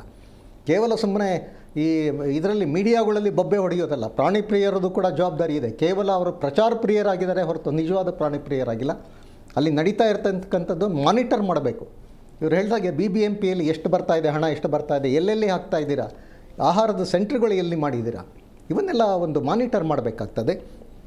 ಹೀಗಾಗಿ ಅಡಾಪ್ಷನ್ ಕೂಡ ಒಂದು ಭಾಳ ಮುಖ್ಯವಾದಂಥ ಇದು. ನೀವು ಅಡಾಪ್ಟ್ ಮಾಡಿದರೆ ಹೇಳ್ತಿದ್ದೆ ಶೆಲ್ಟರ್ ಅವಶ್ಯಕತೆಗಳು ಭಾಳ ಕಮ್ಮಿ ಆಗ್ತದೆ. ಶೆಲ್ಟರ್ಗಳು ಇವತ್ತು ಸುಪ್ರೀಂ ಕೋರ್ಟ್ ಮಾಡಿರ್ತಕ್ಕಂಥದ್ದು ಅದು ಅವಶ್ಯಕತೆ ಇರ್ತಕ್ಕಂಥದ್ದು. ಈಗ ಮೊನ್ನೆಯಿಂದ ಆ್ಯಂಟಿ ರೇಬಿಯಸ್ ಇದನ್ನು ನಾಯಿಗಳಿಗೆ ಇಂಜೆಕ್ಷನ್ ಕೊಡಲಿಕ್ಕೆ ಶುರು ಮಾಡಿದ್ದಾರೆ. ಇವಾಗ ಯಾವುದೋ ಒಂದು NGOಗೆ ಕೊಟ್ಟಿದ್ದಾರೆ. ನಾಯಿಗಳಿಗೆ ಇಂಜೆಕ್ಷನ್ ಕೊಟ್ಟು ಆ ನಾಯಿಗೆ ಒಂದು ಪೇಂಟ್ ಮಾಡ್ತಕ್ಕಂಥದ್ದು ಒಂದು ಈಗ ಇತ್ತೀಚೆಗೆ ಮೊನ್ನೆ ಸುಪ್ರೀಂ ಕೋರ್ಟ್ ಆದೇಶದ ಮೇಲೆ ಆಗಿರ್ತಕ್ಕಂಥದ್ದು. ಆದರೆ ಜನಗಳು ಇಂಟ್ರೆಸ್ಟ್ ತೊಗೋಬೇಕು ಸರ್, ಇದಕ್ಕೆ ಸರಿಯಾಗಿ ಮಾನಿಟರ್ ಮಾಡಬೇಕು ಜನಗಳು ಕೂಡ. ಈ ಸುಪ್ರೀಂ ಕೋರ್ಟ್ನ ಗೈಡ್ಲೈನ್ಸ್ ಪಾಲನೆ ಆಗ್ತಾ ಇದೆಯಾ, ಸರ್ಕಾರ ಎಷ್ಟು ಸಾಧಾರಣ 20 ಕೋಟಿ ರೂಪಾಯಿನ ಇವತ್ತು BBMP ಬೀದಿ ನಾಯಿಗಳ ರಕ್ಷಣೆಗೋಸ್ಕರ ಇಟ್ಟಿರ್ತಕ್ಕಂಥದ್ದು ಎಲ್ಲಿ ಹೋಗ್ತಾ ಇದೆ? ನೀವು ಒಂದು ಶೆಲ್ಟರ್ ಮಾಡಿ. ಖಂಡಿತ ಅವರ ಪ್ರಕಾರ 2.5 ಲಕ್ಷ ಬೀದಿ ನಾಯಿಗಳಿದೆ ಅಂತ. ಖಂಡಿತ ಸುಳ್ಳು. ಇವತ್ತು ಅವರದೇ ಸ್ಟ್ಯಾಟಿಸ್ಟಿಕ್ಸ್, ಬ್ಯಾಂಗ್ಳೂರು ಸಿಟಿಯಲ್ಲಿ 2.5 ಲಕ್ಷ ಬೀದಿ ನಾಯಿಗಳಿದೆ ಅಂತ ಹೇಳ್ತಾ ಇದ್ದಾರೆ. ಮೊನ್ನೆ 53 ಬೀದಿ ನಾಯಿಗಳು ವಿಧಾನಸೌಧದಲ್ಲಿ ಸಿಕ್ತು. ತಾವು ನೋಡಿರ್ಬೋದು, ವಿಧಾನಸೌಧ ಸ್ಪೀಕರ್ ಕೊನೆಗೆ ಒಂದು ಆದೇಶವನ್ನು ಮಾಡಿದರು, ಇನ್ನು 53ಕ್ಕೆ ಒಂದು ನೀವು ಶೆಲ್ಟರ್ ಮಾಡಿ ಅಂತ. ಈಗ ಎಲ್ಲಿ ಮಾಡಬೇಕು? ವಿಧಾನಸೌಧ ಆವರಣದಲ್ಲೇ ಮಾಡಬೇಕು, ಎಲ್ಲಿ ಮಾಡಬೇಕು ಅಂತಕ್ಕಂಥದ್ದು. ಅಂದರೆ ವಿಧಾನಸೌಧಕ್ಕೂ ಕೂಡ ಬೀದಿ ನಾಯಿಗಳ ಇದು ಕಾಟ ಇವತ್ತು ಕೂಡ ತಪ್ಪಿಲ್ಲ. ಆಮೇಲೆ ಮತ್ತೆ ವೆಟರ್ನರಿ ಹಾಸ್ಪಿಟಲ್ಸ್ಗಳಿಲ್ಲ ಸರ್. ಇವತ್ತು ಏನಾಗಿದೆ, ಜನ ಈಗ ನಾವು ನಾಯಿ ಸಾಕಿದ್ದಾರೆ ಯಾರು ಅಂತಂದರೆ ಪ್ರೈವೇಟ್ ಡಾಕ್ಟರ್ಸ್ ಹತ್ರ ಹೋಗಬೇಕು. ಒಂದು ನಾಯಿ ಸಾಕಿ ಅವಕ್ಕೆಲ್ಲ ಇಂಜೆಕ್ಷನ್ಸ್ ಇವೆಲ್ಲ ಕೊಡಬೇಕು ಅಂದರೆ ಪ್ರತಿ ತಿಂಗಳು ಸರ್ ಒಂದು ನಾಯಿ ಸಾಕಲಿಕ್ಕೆ 3,000 to 4,000 ರೂಪಾಯಿ ಮಿನಿಮಮ್ ಖರ್ಚಾಗ್ತದೆ. ಭಾಳ ಜನ ಹೊಸದಾಗಿ ತಂದಿಟ್ಕೊಳ್ತಾರೆ, ಮಾಡ್ಲಿಕ್ಕಾಗ್ದಲೇ ಏನು ಮಾಡ್ತಾರೆ, ಬೀದಿಗೆ ಬಿಡ್ತಕ್ಕಂಥದ್ದು ನಡೀತಾ ಇದೆ. ಅಂಥ ಯಾರು ಬೀದಿಗೆ ಬಿಡ್ತಾರೋ ಅಂಥವ್ರ ವಿರುದ್ಧ ಕೂಡ ಕ್ರಮ ಆಗಬೇಕು ಅಂತಕ್ಕಂಥದ್ದು ನನ್ನ ಒಂದು ಅಭಿಪ್ರಾಯ. ಅರುಣ್ ಸರ್, ಈಗ ಒಂದು ಸ್ಥಳ ನಿಗದಿ ಆಗಬೇಕು ಅಂತ ಹೇಳಿದ್ರೆ ಅದಕ್ಕೆ ಆಗಿರುವಂಥ ವ್ಯವಸ್ಥೆ ಇರಬೇಕಾಗತ್ತೆ. ಅಂದರೆ ಫುಡ್ಡಿನ ವ್ಯವಸ್ಥೆ ಹೇಗಿರಬೇಕು, ಎಷ್ಟು ಖರ್ಚಾಗಬಹುದು? ನೋಡಿ, ಈಗ ಎಲ್ಲರೂ ಈಗ ಸಡನ್ನಾಗಿ ಸುಪ್ರೀಂ ಕೋರ್ಟ್ ಅಂತ ಹೇಳ್ತಿದ್ದಾರೆ. 2016ರಲ್ಲಿ ಇದೇ ಸುಪ್ರೀಂ ಕೋರ್ಟು ಕ್ಲಿಯರಾಗಿ ಏನೇನು ಇನ್ಫ್ರಾಸ್ಟ್ರಕ್ಚರ್ ಮಾಡಬೇಕು, ಅನಿಮಲ್ ಬರ್ತ್ ಕಂಟ್ರೋಲ್, ಪ್ರಾಣಿ ಬೀದಿ ನಾಯಿಗಳ ಶಸ್ತ್ರಚಿಕಿತ್ಸೆದು ಒಂದು ಕೇಂದ್ರದಲ್ಲಿ ಏನೇನು ಇರಬೇಕಂತೇಳಿ ಕ್ಲಿಯರಾಗಿ ಸುಪ್ರೀಂ ಕೋರ್ಟೇ ಇದು ಮಾಡಿದೆ. ಅದ್ರ ಪ್ರಕಾರನೇ ಇವಾಗ ಗೆಜೆಟು ಆಗಿದ್ದು. ಕ್ಲಿಯರಾಗಿ ಅದರಲ್ಲಿ ಹೇಳಿದೆ, ಫಸ್ಟು ಒಂದು ನಾಯಿದು ಗಣತಿ ಮಾಡಬೇಕು. ಗಣತಿ ಮಾಡಿ ಎಷ್ಟು ನಾಯಿ ಇದೆ ಅಂತೇಳಿ ಗೊತ್ತಾದಮೇಲೆ ಅದಕ್ಕೆ ಶಸ್ತ್ರಚಿಕಿತ್ಸೆ ಮಾಡಲಿಕ್ಕೆ ಎಷ್ಟು ಇನ್ಫ್ರಾಸ್ಟ್ರಕ್ಚರ್ ಬೇಕು, ಪ್ಲಸ್ಸು ಅದರಲ್ಲೂ ಈಗ ನಾಯಿ ಕಷ್ಟ ಅಂದರೆ ಅದನ್ನ ಸಪ್ರೇಟಾಗಿ ಅಬ್ಸರ್ವೇಷನ್ ಮಾಡಬೇಕಂತೇಳಿದೆ. ಇದೆಲ್ಲ ಮಾಡಬೇಕಂತೇಳಿ ಅವಾಗ 2016ರಲ್ಲಿ ಸುಪ್ರೀಂ ಕೋರ್ಟ್ ಬಂದು ಈ ಆದೇಶವನ್ನು ಕಡ್ಡಾಯವಾಗಿ ಎಲ್ಲ ಚೀಫ್ ಸೆಕ್ರೆಟರಿ, ಕಾರ್ಯದರ್ಶಿ, ರಾಜ್ಯ ಕಾರ್ಯದರ್ಶಿ ಅವರು ಎಲ್ಲ ಇದು ಕರೆಕ್ಟ್ಗೆ ಮಾಡಬೇಕು, ಇದು ಬಿಟ್ಟು ಬೇರೆಯವ್ರು ಮಾಡಬಾರ್ದು ಎಲ್ಲ ಆದೇಶ ಇತ್ತು. ಆದೇಶನ ಹಂಗೆ ಇಟ್ಟು ಕೂತರು. ಇವಾಗ ಸಡನ್ನಾಗೆ ಇವಾಗ ಇನ್ನೊಂದು ಸಲ ಬಂದಾಗ ಸಡನ್ನಾಗೆ ಏನೋ ಇದು ಮಾಡ್ಕೊಂಡು ಇವಾಗ ಎಲ್ಲರಿಗೂ ಗೂಬೆ ಕುಂಡ್ರಿಸ್ತಾ ಇದ್ದಾರೆ, ಅಷ್ಟೇ ಇದು ಹೇಳೋದು. ಇವಾಗ ನೋಡಿ, ಅವಾಗೂ ಸುಪ್ರೀಂ ಕೋರ್ಟೇ ಹೇಳಿತ್ತು, ಇವಾಗೂ ಸುಪ್ರೀಂ ಕೋರ್ಟ್ ಸಡನ್ನಾಗಿ ಇವಾಗೇನು ಅಷ್ಟೊಂದು ಒಂದು ಇಂಟ್ರೆಸ್ಟ್ ಆಗಿಬಿಡ್ತು. ಮತ್ತು ಇದರಲ್ಲೂ ಅಬ್ಸರ್ವೇಷನ್ ಇದರಲ್ಲೂ ಕ್ಲಿಯರಾಗಿ ಹೇಳಿದೆ ಏನು. ಓಕೆ, ಇವಾಗ ನಾವು ABC ರೂಲ್ಸ್ 2023 ನೋಡಿದ್ರೆ ಅದರ ರೂಲ್ 16ನಲ್ಲಿ ಏನು ಹೇಳುತ್ತದೆ ಅಂದರೆ, ಒಂದು ನಾಯಿ ಕಚ್ಚಿದ ಅಂದರೆ ಫಸ್ಟು ಹೆಲ್ಪ್ಲೈನಲ್ಲಿ ಫೋನ್ ಮಾಡಬೇಕಂದ್ರೆ ಅವ್ರು ಇಮ್ಮಿಡಿಯೇಟ್ ಬಂದು ಏನು ಮಾಡಬೇಕು, ಸರ್ಕಾರಿ ಆಸ್ಪತ್ರೆಗೆ ಇನ್ಫಾರ್ಮ್ ಮಾಡಬೇಕು. ನೋಡಿ, ಈ ಥರ ಇದರಲ್ಲಿ ನಾಯಿ, ಯಾಕಂದರೆ ಇಬ್ಬರಿಗೂ ನೋಡ್ಕೋಬೇಕು. ಈ ಕಡೆ ಒಂದು ನಾಯಿನೂ, ಯಾಕಂದರೆ ನಾಯಿ 10 ದಿನ ಒಳಗೆ ಸತ್ತೋದ ಅಂದರೆ ಅದು ರೇಬಿಡ್ ಅಂತೇಳಿ ಆಗ್ಬೋದು, ಬಟ್ ಇಟ್ ಇಸ್ ನಾಟ್. ಆಮೇಲೆ ಕನ್ಫರ್ಮ್ ಮಾಡಬೇಕಾಗುತ್ತೆ. ಇನ್ನೊಂದು, ಆ ಕಡೆ ಕಚ್ಚಿಸ್ಕೊಂಡವ್ರೂ ಔಷಧಿ ತಗೋಬೇಕು. ಅವರು ತಗೊಳ್ದಿದ್ರೆ ಸಪೋಸ್ ಅವ್ರು ಏನಾದ್ರು ಇದಾಗಿ ಸತ್ತೋದ್ರೆ ತುಂಬ ಕಷ್ಟ ಆಗ್ತದೆ. ಅದಕ್ಕೆ ಅವರು ಔಷಧಿ ತಗೋಬೇಕು. ಅದಕ್ಕೆ ಸರ್ಕಾರಿ ಆಸ್ಪತ್ರೆಗೆ ಇದು ಮಾಡಬೇಕು. ಸರ್, ನೀವು ಹೇಳಿದ್ದು ಸತ್ಯ. ಇವರು ಸರ್ಕಾರಿ ಆಸ್ಪತ್ರೆಗಳಲ್ಲಿ ಎಷ್ಟೋ ಕಡೆ ದುಡ್ಡು ತಗೊಳ್ತಾಯಿದ್ರು. BBMP ಹಾಸ್ಪಿಟ್ಲ್ಗಳಲ್ಲಿ ಇಂಜೆಕ್ಷನ್ಗೆ ಇದು ಮಾಡಿ ಅಂದರೆ ಇವರು ನನಗೆ ಕಿಮ್ಸ್ಗೆ ಕಳಿಸಿದರು. ಮತ್ತು ವಿಕ್ಟೋರಿಯಾಗೆ ಹೋಗಿ ಅಂದ್ಬಿಟ್ಟು ಕಿಮ್ಸಲ್ಲಿ ಅಲ್ಲಿ ಇದು ಮಾಡಿ ಪ್ರೈವೇಟ್ ಹಾಸ್ಪಿಟಲ್ ಅವ್ರು ಚಾರ್ಜ್ ಮಾಡ್ತಾರೆ. ಮತ್ತು ನಾನು ವಿಕ್ಟೋರಿಯಾಗೆ ಹೋದ್ರೆ ಅವಾಗ 400 ರೂಪಾಯಿ ಅಂತ ಹೇಳಿದ್ರು. ಮತ್ತು ಅದು ARSಗೆ 10,000 ರೂಪಾಯಿ ಇಂಜೆಕ್ಷನ್ನು ಅದು ಫ್ರೀ ಮಾಡಿ ನನಗೆ ಗೊತ್ತಿತ್ತು. ನಾನು ಹೇಳಿದೆ ಅದು ಹೆಂಗ್ರಿ ಇದೆ ಅಂತ. ಆಮೇಲೆ ಗಲಾಟೆ ಮಾಡಿದ್ಮೇಲೆ ಆಮೇಲೆ ಇಂಜೆಕ್ಷನ್ ಬಂದು ಬೀಳ್ತ್ರಿ. ಇವಾಗ ನಮಗೆ ಈ ಥರ ಅಂದರೆ ಇನ್ನು ಗೊತ್ತಿಲ್ಲದವ್ರಿಗೆ ಹೆಂಗೆ. ಆಮೇಲೆ ಏನಾಯಿತು, ಎಲ್ಲ ಕಡೆ ಫ್ರೀ ಮಾಡಿಸಿ ಆಯಿತು.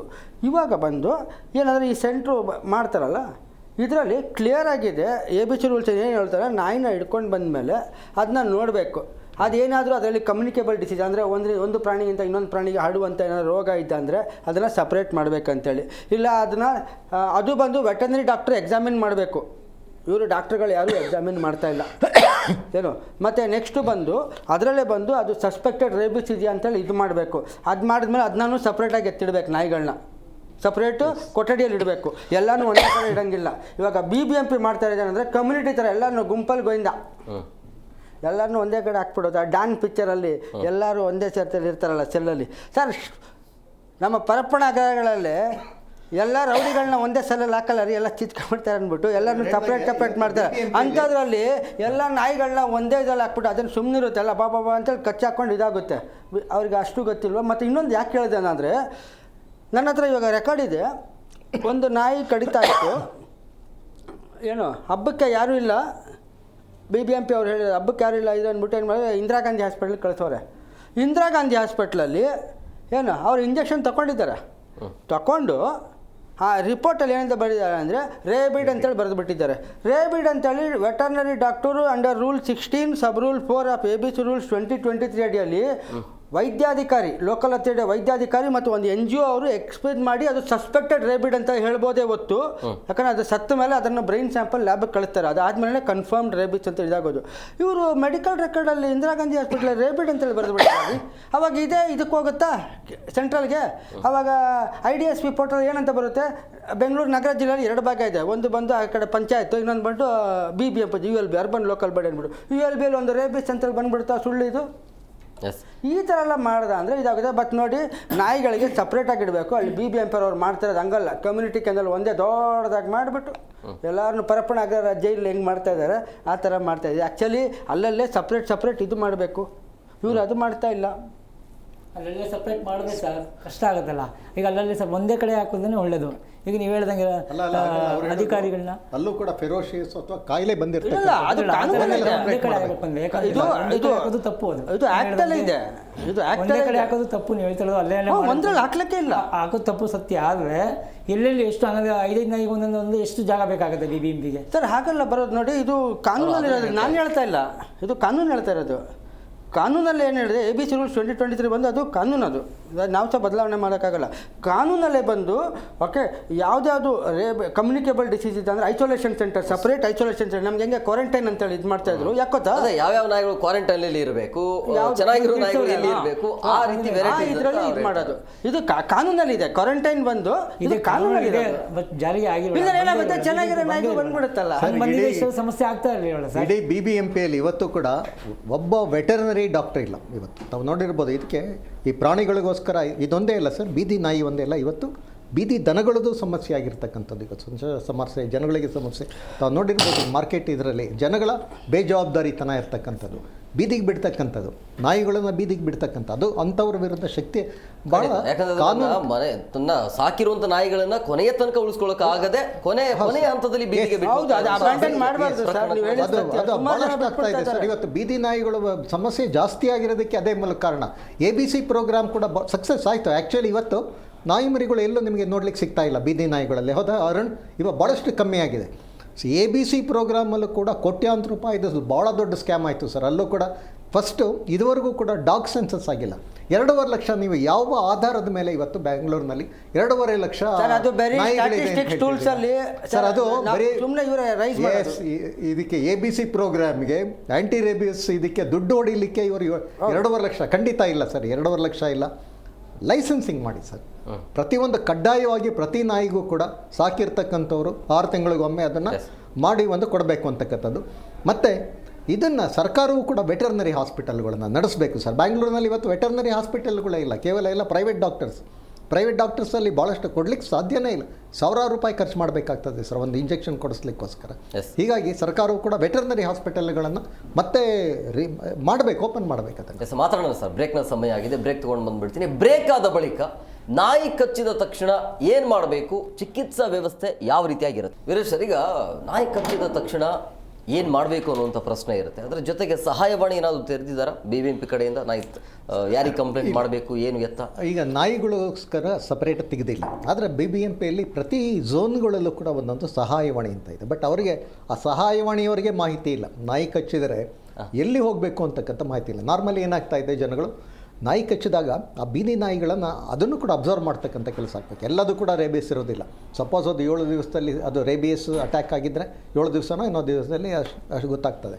ಆದರೆ ಅದನ್ನು ಮಾನಿಟರ್ ಮಾಡಲಿಕ್ಕೆ, ಅದು ಅಬ್ಸರ್ವ್ ಮಾಡಲಿಕ್ಕೆ ಸಾಧ್ಯನೇ ಇಲ್ಲ. ತಕ್ಷಣ ಸರಿ ಇಲ್ಲಿ ನಮ್ಮ ಜನ ಏನು ಮಾಡ್ತಾ ಇದ್ದಾರೆ, ದುಡ್ಡಿರತಕ್ಕಂಥವ್ರು ಪ್ರೈವೇಟ್ ಹಾಸ್ಪಿಟಲ್ಗಳಿಗೆ ಹೋಗ್ತಾರೆ. 5,000 ರೂಪಾಯಿ ಏನಪ್ಪ ಒಂದು ಇದಕ್ಕೆ 3 ಇಂಜೆಕ್ಷನ್ ಸಿಗುತ್ತೆ, ಇಂಟ್ರಾವಿನಸ್ ತೊಗೊಳ್ತಾ ಇದ್ದಾರೆ. ದುಡ್ಡಿಲ್ದವ್ರು ಏನು ಮಾಡ್ತಾ ಇದ್ದಾರೆ, ಇವತ್ತು ಯಾವುದಾದ್ರು ಕಾರ್ಪೊರೇಷನ್ ಹಾಸ್ಪಿಟಲ್ಗೆ ಹೋಗ್ತಾರೆ. ಇವತ್ತು ಎಲ್ಲ ಕಾರ್ಪೊರೇಷನ್ ಹಾಸ್ಪಿಟಲ್ಸಲ್ಲೂ ಇಲ್ಲ. ಕೇವಲ ಇವತ್ತು ಸಿಗ್ತಾ ಇರ್ತಕ್ಕಂಥದ್ದು ವಿಕ್ಟೋರಿಯಾ ಹಾಸ್ಪಿಟಲಲ್ಲಿ ಮಾತ್ರ ರೇಬಿಯಸ್ ಇದೆ. ಯಾಕೆಂದರೆ ಇದನ್ನು ಫ್ರಿಜ್ಜಲ್ಲೇ ಇಡಬೇಕು, ಅದರ ಪ್ರಿಸರ್ವೇಷನ್ ಈಸ್ ವೆರಿ ಡಿಫಿಕಲ್ಟ್. ಅದು ಭಾಳ ಪರ್ಫೆಕ್ಟಾಗಿ ಪ್ರಿಸರ್ವ್ ಮಾಡಬೇಕು ಅನ್ನೋ ಇದರಿಂದ ಅಲ್ಲಿ ಏನಾಗಿದೆ, ಇವತ್ತು ಭಾಳಷ್ಟು ಜನ ಬಡವರು ಹೋಗ್ತಾ ಇರ್ತಕ್ಕಂಥದ್ದು ಇದು. ಸರ್, ಡಾಕ್ಟ್ರುಗಳನ್ನು ಕನ್ಸಲ್ಟ್ ಮಾಡಲೇಬೇಕಾಗ್ತದೆ. ಕೆಲವು ಸತಿ ಭಾಳ ಅಂದರೆ ರಕ್ತಸ್ರಾವ ಆಗ್ತಕ್ಕಂಥ ಗಾಯಗಳಾಗಿದ್ದಾಗ ಅದಕ್ಕೂ ಟ್ರೀಟ್ಮೆಂಟ್ ತೊಗೋಬೇಕಾಗ್ತದೆ. ಮತ್ತು ಇದ್ರದ್ದು ಆ್ಯಂಟಿ ರೇಬಿಸ್ ಇದು ಏನು ಇಂಜೆಕ್ಷನ್ ಕೂಡ ತೊಗೋಬೇಕಾಗ್ತದೆ. ಅದು ಈಗ 2 ಇದೆ, ಇಂಟ್ರಾವಿನಸ್ 3 ತೊಗೊಳ್ತಕ್ಕಂಥದ್ದು ಕೈಗೆ ಕೊಡ್ತಾರೆ. ಆ ಹಿಂದೆ ನೋಡಿದರೆ 14 ಇಂಜೆಕ್ಷನ್ಸ್ ಕೊಡ್ತಾಯಿದ್ರು, ಇದು ಹೊಕ್ಕಳು ಸುತ್ತ ಕೊಡ್ತಾ ಇರ್ತಕ್ಕಂಥ. ಈಗ ಅದಿಲ್ಲ, ಅದ್ರ ಬದಲು 7 ಇಂಜೆಕ್ಷನ್ಸ್ ಏನೋ ಮಾಡಿದ್ದಾರೆ. ಅದು ಭಾಳ ಪೇಯ್ನ್ಫುಲ್ಲು ಮತ್ತು ಭಾಳ ಇದು. ಭಾಳಷ್ಟು ಜನ ನೆಗ್ಲೆಕ್ಟ್ ಮಾಡ್ತಾ ಇದ್ದಾರೆ. ಸರ್, ಏನಾಗ್ತದೆ ನೋಡೋಣ, ಏನಾಗೋದಿಲ್ಲ ಅಂತಕ್ಕಂಥದ್ದು. ಅವರಿಗೆ ಏನಾಗ್ತದೆ, ಯಾವತ್ತೋ ರೇಬಿಯಸ್ ಬರ್ತಕ್ಕಂಥ ಸಂಭವ ಖಂಡಿತ ಇರ್ತದೆ. ದಯವಿಟ್ಟು ಇಂಥ ಸಂದರ್ಭಗಳಲ್ಲಿ ಯಾವುದೇ ಕಾರಣಕ್ಕೂ ಜನಗಳು ನೆಗ್ಲೆಕ್ಟ್ ಮಾಡಬಾರ್ದು. ಡಾಕ್ಟ್ರನ್ನ ಸಂಪರ್ಕ ಮಾಡಬೇಕು ಮತ್ತು ಅದಕ್ಕೆ ಇಂಜೆಕ್ಷನ್ ತೊಗೊಳ್ತಕ್ಕಂಥ ಕೆಲಸ ಆಗಬೇಕು ಅಂತಕ್ಕಂಥದ್ದು ಇದು. ಆಮೇಲೆ ಸಹಾಯವಾಣಿಗಳು ಇದುವರೆಗೂ ಸರ್ಕಾರ ಮಾಡಿಲ್ಲ. BBMPಯಲ್ಲಿ ಇವತ್ತು ಹೇಳಿದೆ, ನಾಯಿಗಳ ಗಣತಿಯೇ ಆಗಿಲ್ಲ. ಸುಮ್ಮನೆ ಬರೀ ಸುಳ್ಳು ಮಾಹಿತಿಗಳನ್ನು ಕೊಟ್ಟು ದುಡ್ಡನ್ನು ಹೊಡಿತಾ ಇದ್ದಾರೆ ಹೊರತು 2.5 ಲಕ್ಷ ಅಂತ ಹೇಳ್ತಿದ್ದಾರೆ. ಯಾವ ಆಧಾರದ ಮೇಲೆ ಹೇಳ್ತಿದ್ದಾರೆ ಅಂತಕ್ಕಂಥದ್ದು ಯಾರಿಗೂ ಗೊತ್ತಿಲ್ಲ. ಇಷ್ಟು ದೊಡ್ಡ ಇದರಲ್ಲೂ ಕೂಡ ಒಂದು ವೆಟರ್ನರಿ ಒಬ್ಬ ಡಾಕ್ಟ್ರ್ ಇಲ್ಲ BBMPಯಲ್ಲಿ. ಹಾಸ್ಪಿಟಲ್ಸ್ ಬಿಡಿ, ಸರ್ಕಾರಿ ವೆಟರ್ನರಿ ಹಾಸ್ಪಿಟಲ್ಸು ಕೂಡ ಇವತ್ತು ಕೇವಲ ದನಗಳಿಗೆ ಇದನ್ನು ಅದರ ದನಗಳಿಗೋಸ್ಕರ ಉಪಯೋಗ ಆಗ್ತಾ ಇದೆ ಹೊರತು ನಾಯಿಗಳಿಗೋಸ್ಕರ ಯಾವುದೇ ವೆಟರ್ನರಿ ಹಾಸ್ಪಿಟಲ್ಗಳು ಆಗ್ತಾಯಿಲ್ಲ. ಬಟ್ ಸುಪ್ರೀಂ ಕೋರ್ಟ್ ಜಡ್ಜ್ಮೆಂಟ್ನ ಇವತ್ತು ನಾನು ರಿಕ್ವೆಸ್ಟ್ ಮಾಡ್ತಕ್ಕಂಥದ್ದು, ಭಾಳಷ್ಟು NGOs ಇವತ್ತು ಈ ನಾಯಿಗಳ ಸಮಸ್ಯೆಗಳ ಬಗ್ಗೆ ಬ್ಯಾಂಗ್ಳೂರಿನಲ್ಲಿ ಇದು ಕೆಲಸ ಮಾಡ್ತಕ್ಕಂಥ ಹಲವಾರು ಸಂಘ ಸಂಸ್ಥೆಗಳಿದೆ. ಅವರಲ್ಲಿ ಒಂದು ಕೋಆರ್ಡಿನೇಷನ್ ಇಲ್ಲ. ದಯವಿಟ್ಟು ಇದನ್ನು ಎಷ್ಟು ಫಂಡ್ಸ್ ಬರ್ತಾ ಇದೆ, ಎಲ್ಲಿ ಹೋಗ್ತಾ ಇದೆ, ಆ್ಯಕ್ಚುಲಿ ಅದು ಯುಟಿಲೈಸ್ ಆಗ್ತಾ ಇದೆಯಾ, ಅದನ್ನು ಮಾನಿಟರ್ ಮಾಡ್ತಕ್ಕಂಥ ಜವಾಬ್ದಾರಿ ಒಂದು. ಇವರು ಹೇಳಿದರು ಅವೇರ್ನೆಸ್ ಪ್ರೋಗ್ರಾಮ್ಸ್ ಮಾಡಬೇಕು ಅಂತಕ್ಕಂಥದ್ದು ಒಂದು ಆ ಕಾನೂನಲ್ಲಿ ಇರ್ತಕ್ಕಂಥದ್ದು. ಅವೇರ್ನೆಸ್ ಪ್ರೋಗ್ರಾಮ್ಗಳನ್ನು ಸರ್ಕಾರ ನಂಬಿದರೆ ಖಂಡಿತ ಮಾಡೋದಿಲ್ಲ ಸರ್. ಅದು ನಾವೇ ಅದನ್ನು ಜನಗಳೇ ಅದರ ಬಗ್ಗೆ ಆಸಕ್ತಿ ವಹಿಸಿ ಆ ಪ್ರಾಣಿ ಪ್ರಿಯರು ಅಂತ ಏನೋ ಅವರು ಇವತ್ತು ರಕ್ಷಣೆಗೆ ನಿಂತಿದ್ದಾರೆ ಬೀದಿ ನಾಯಿಗಳ, ಅವರು ದಯವಿಟ್ಟು ಬಂದು ಜನಗಳ ಬಗ್ಗೆ ಅದರ ಬಗ್ಗೆ ಅಟ್ಲೀಸ್ಟ್ ವಾರಕ್ಕೊಂದು ಎಲ್ಲೋ ಒಂದು ವಾರ್ಡ್ಗಳಲ್ಲೋ ಎಲ್ಲೋ ಒಂದು ಅವೇರ್ನೆಸ್ ಪ್ರೋಗ್ರಾಮ್ಗಳನ್ನು ಮಾಡ್ತಕ್ಕಂಥದ್ದು. ಮತ್ತು ಈ ಬೀದಿ ನಾಯಿಗಳಿಗೆ ಇರ್ತಕ್ಕಂಥ ಆಹಾರವನ್ನು ಹಾಕ್ತಕ್ಕಂಥ ಜಾಗ ಎಲ್ಲಿದೆ, ನಿಜವಾಗ್ಲೂ ಹಾಕ್ತಾ ಇದ್ದಾರೆ, ಆಹಾರವನ್ನು ಕೊಡ್ತಾ ಇದ್ದಾರೆ, ಇಂಥದ್ದನ್ನು ಮಾನಿಟರ್ ಮಾಡಿದಾಗ ಏನಾಗ್ತದೆ, ಸ್ವಲ್ಪ ಹಣದ ಸದುಪಯೋಗ ಆಗ್ತದೆ. ಬೀದಿ ನಾಯಿಗಳು ಅವಾಗ ಹೊಟ್ಟೆ ತುಂಬಿದಾಗ ನಾಯಿಗಳು ಕಚ್ಚೋದಿಲ್ಲ. ನಾರ್ಮಲಿ ಅದು ಪ್ರಾಣಿಗಳ ಸ್ವಭಾವವಾಗಿ ಹಸಿದಾಗಲೇ ಕಚ್ಚತಕ್ಕಂಥದ್ದು. ಅಂಥ ಇದನ್ನು ಪ್ರಿವೆನ್ಷನ್ ಮಾಡ್ಬೋದು ಅಂತಕ್ಕಂಥದ್ದು ನಂದು ಒಂದು ಅನಿಸಿಕೆ. ಎಸ್ ಕಿಶೋರ್ ಅವರೇ, ಜಾಗೃತಿ ಯಾವ ರೀತಿಯಾಗಿರಬೇಕು ಅಂದರೆ ಜನಸಾಮಾನ್ಯರು ಹೇಗೆ ಎಚ್ಚೆತ್ಕೊಳ್ಬೇಕು ಅಂತೇಳಿ, ಈಗ ಎದುರುಗಡೆ ಯಾವುದೋ ಒಂದು ನಾಯಿ ಇದೆ ಅಂತ ಹೇಳಿದ್ರೆ ಅದರಿಂದ ಬಚಾವಾಗೋದು ಹೇಗೆ? ಸರ್, ಜನಸಾಮಾನ್ಯರಿಗೆ ಎಚ್ಚೆತ್ತುಕೊಳ್ಳೋಕ್ಕೆ ಹೇಳೋಕ್ಕೆ ಕಷ್ಟ. ಯಾಕಂದರೆ ಈಗ BBMP ಇಂಟಿಮೇಟ್ ಮಾಡಿದೆ ಆಲ್ರೆಡಿ, ಇಂಥ ಕಡೆ ಇಂಥ ಎಚ್ಚೆತ್ತುಕೊಳ್ಳಿ ಅದೆಲ್ಲ ನಡೀತಾ ಇರುತ್ತೆ. ಸರ್ ಹೇಳ್ದಂಗೆ ದೂರವಾಣಿ ಸಂಖ್ಯೆಗಳು ಅವ್ರಿಗೆ ನೆನಪಿರಲ್ಲ, ಇನ್ನು ಜನಗಳಿಗೆ ಏನು ನೆನಪಿರುತ್ತೆ.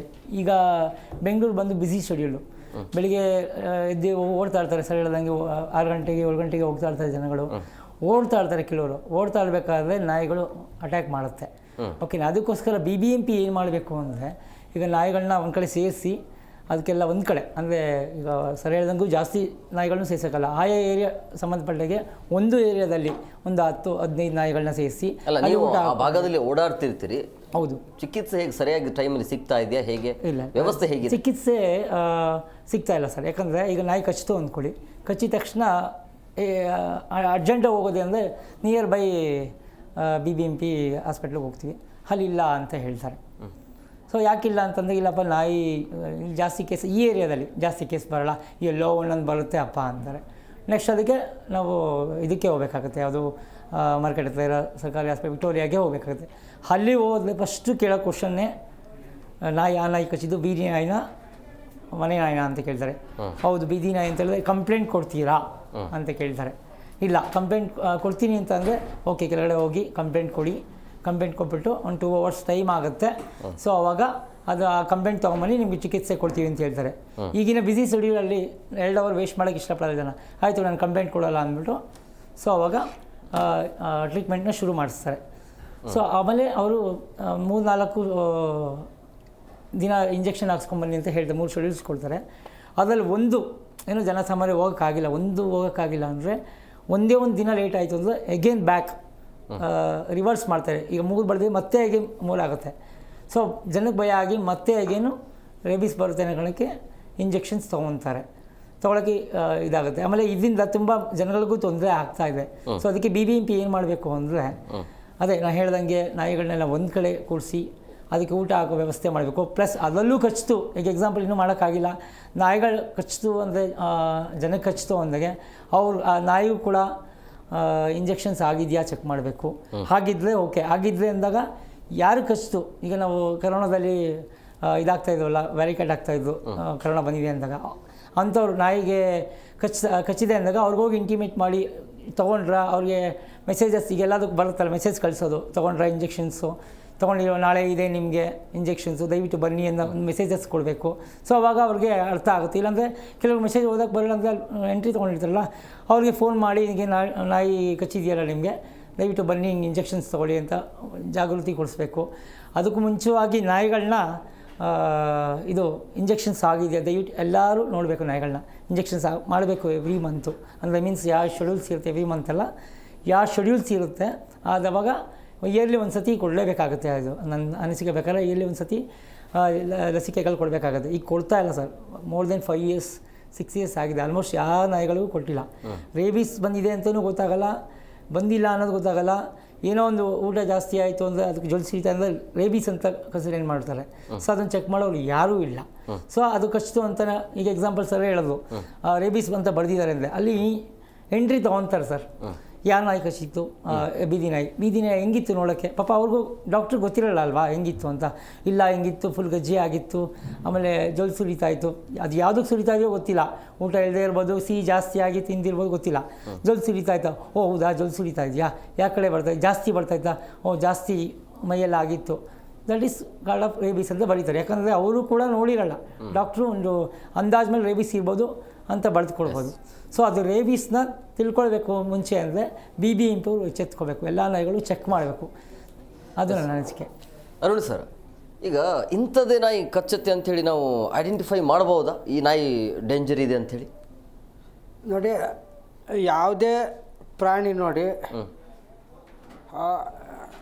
ಇದು ಪ್ರಕೃತಿಯ ನಿಯಮ ಮತ್ತು ಇದು ಕಾಡಲ್ಲೂ ಅನ್ವಯಿಸುತ್ತೆ, ನಗರದಲ್ಲೂ ಅನ್ವಯಿಸುತ್ತೆ. ನಾವು ಕೆಣಕೋದಿದ್ದಂದರೆ ಯಾವುದೇ ಪ್ರಾಣಿನೂ ಮೈ ಮೇಲೆ ಬಿದ್ದು ಬಂದು ಇದು ಮಾಡಲ್ಲ. ಮನುಷ್ಯ ಒಂದೇ ಪ್ರಾಣಿ ಟೈಮ್ ಪಾಸ್ಗೆ ಬೇಟಾಡೋದು, ಇಲ್ಲ ಗಲಾಟೆ ಮಾಡೋದು. ಪ್ರಾಣಿಗಳು ಯಾವುದೂ ಅಷ್ಟೇ ನೋಡಿ, ಎಲ್ಲ ಪ್ರಾಣಿಗಳು ಅಷ್ಟೇ ತಮ್ಮ ಪಾಟಿಗೆ ಬಿದ್ಕೊಂಡಿರುತ್ತೆ. ಅದಿಲ್ಲ ಅಂತಂದರೆ ಸರ್ ಹುಲಿ ಬಂದು ಬೇಟೆಯಾಡುವಂಥ ಒಂದಿದು ಓಕೆ. ಇವಾಗ ಇಕೋ ಟೂರಿಸಮ್ ಇದೆ, ಟೂರಿಸಮ್ ಅದರಲ್ಲಿ ಓಪನ್ ಜೀಪಲ್ಲಿ ಕರ್ಕೊಂಡು ಹೋಗ್ತಾರೆ ಸರ್. ಹುಲಿ ಆನೆಗಳು ಅದು ಪಾಟಿಗೆ ಅದು ಹೋಗ್ತಾ ಇರುತ್ತೆ, ಇವ್ರು ಸುಮ್ಮನೆ ಇರ್ತಾರೆ. ಸಿಂಹಗಳು ಅಷ್ಟೇ ಗಿರ್ ಸ್ಯಾಂಚುರಿಯಲ್ಲಿ ಓಕೆ ಇದಾಗುತ್ತೆ. ಬಟ್ ಕೆಲವು ಕಡೆ ಮಾತ್ರ ನಾವು ಇದು ಮಾಡ್ಕೋಬೇಕಾಗುತ್ತೆ. ಏನು ಇವಾಗ ಬನ್ನೇರುಘಟ್ಟದಲ್ಲಿ ಇದು ಮಾಡಿ ಎನ್ಕ್ಲೋಜರ್ ಮಾಡಿರ್ತಾರೆ, ಯಾಕೆ ಒಂದೊಂದು ಸಲ ಇದಾಗುತ್ತೆ. ಬಟ್ ಯಾವುದೇ ಪ್ರಾಣಿ ನೋಡಿ ಅದು ಪಾಟಿಗೆ ಅದು ಬಿಟ್ಬಿಟ್ಟ ಅಂದರೆ, ಹಾವಾಗಲಿ ನೋಡ್ರಿ, ಹಾವು ಹೋಗ್ತಾ ಇದೆ ಅಂದರೆ ಸುಮ್ಮನೆ ನಾವು ನಿಂತ್ಬಿಡೋಣ, ಅದು ಪಾಟಿಗೆ ಅದು ಹೊಂಟೋಗುತ್ತೆ. ಹಾವು ಯಾಕ್ರಿ ಒಂದು ಜಿರಳೆನೂ ಅಷ್ಟೇ. ನಿಮ್ಮ ಥರ ಪ್ರಾಣಿ ಪ್ರಿಯರು ಆಗೋದು ಹೇಗೆ ನೋಡಿ? ಪ್ರಾಣಿ ಪ್ರಿಯರ್ ಅಂತ ಹೇಳಲ್ಲ ಸರ್, ಇದು ಒಂದು ಸ್ವಭಾವನ ಬೇರೆ ಒಂದು ಜೀವಿಯ ಒಂದು ಸ್ವಭಾವವನ್ನು ಅರಿತುಕೊಳ್ಳೋದು ಅಷ್ಟೇ. ನಾನೇನು ಪ್ರಾಣಿ ಪ್ರಿಯರ್ ಅಂತ ನಾನು ಹೇಳ್ಕೊಳ್ತಾ ಇರೋದು ಅಂದರೆ ನನ್ನ ಮೇಲೆ ಸ್ವಲ್ಪ ಇಷ್ಟ ಇದೆ. ಬಟ್ ಅದು ಸಂವಿಧಾನದಲ್ಲೇ ಇದೆ, ಅದು ನನ್ನ ಹಕ್ಕನ್ನ ಯಾರೂ ಕಿತ್ಕೊಳ್ಳೋಕ್ಕಾಗಲ್ಲ. ಆರ್ಟಿಕಲ್ 51 AG ಅಡಿಯಲ್ಲಿ ಎಲ್ಲ ಸಕಲ ಜೀವರಾಶಿಗಳಿಗೂ ಭಾರತೀಯ ನಾಗರಿಕನ ಮೂಲಭೂತ ಕರ್ತವ್ಯ ಒಂದು ಸಂವಿಧಾನದಲ್ಲೇ ಇದೆ, ಎಲ್ಲರ ಒಂದು ಕರ್ತವ್ಯ. ನಾಯಿ ಅಂತ ಹೇಳಲ್ಲ, ಪ್ರಿಯರಿದ್ದಾರೆ, ಜನಗಳಿಗೆ ಯಾರಿದ್ದಾರೆ, ಜನಗಳಿಗೆ ಅದೇ ಯಾರಿದ್ದಾರೆ? ಇವಾಗ ಸರ್ಕಾರನೂ ಇಲ್ಲ, ಎಕ್ಸಾಂಪಲ್ BBMP ಇಲ್ಲ, ದೊಡ್ಡ ಸರ್ಕಾರನೂ ಇಲ್ಲ.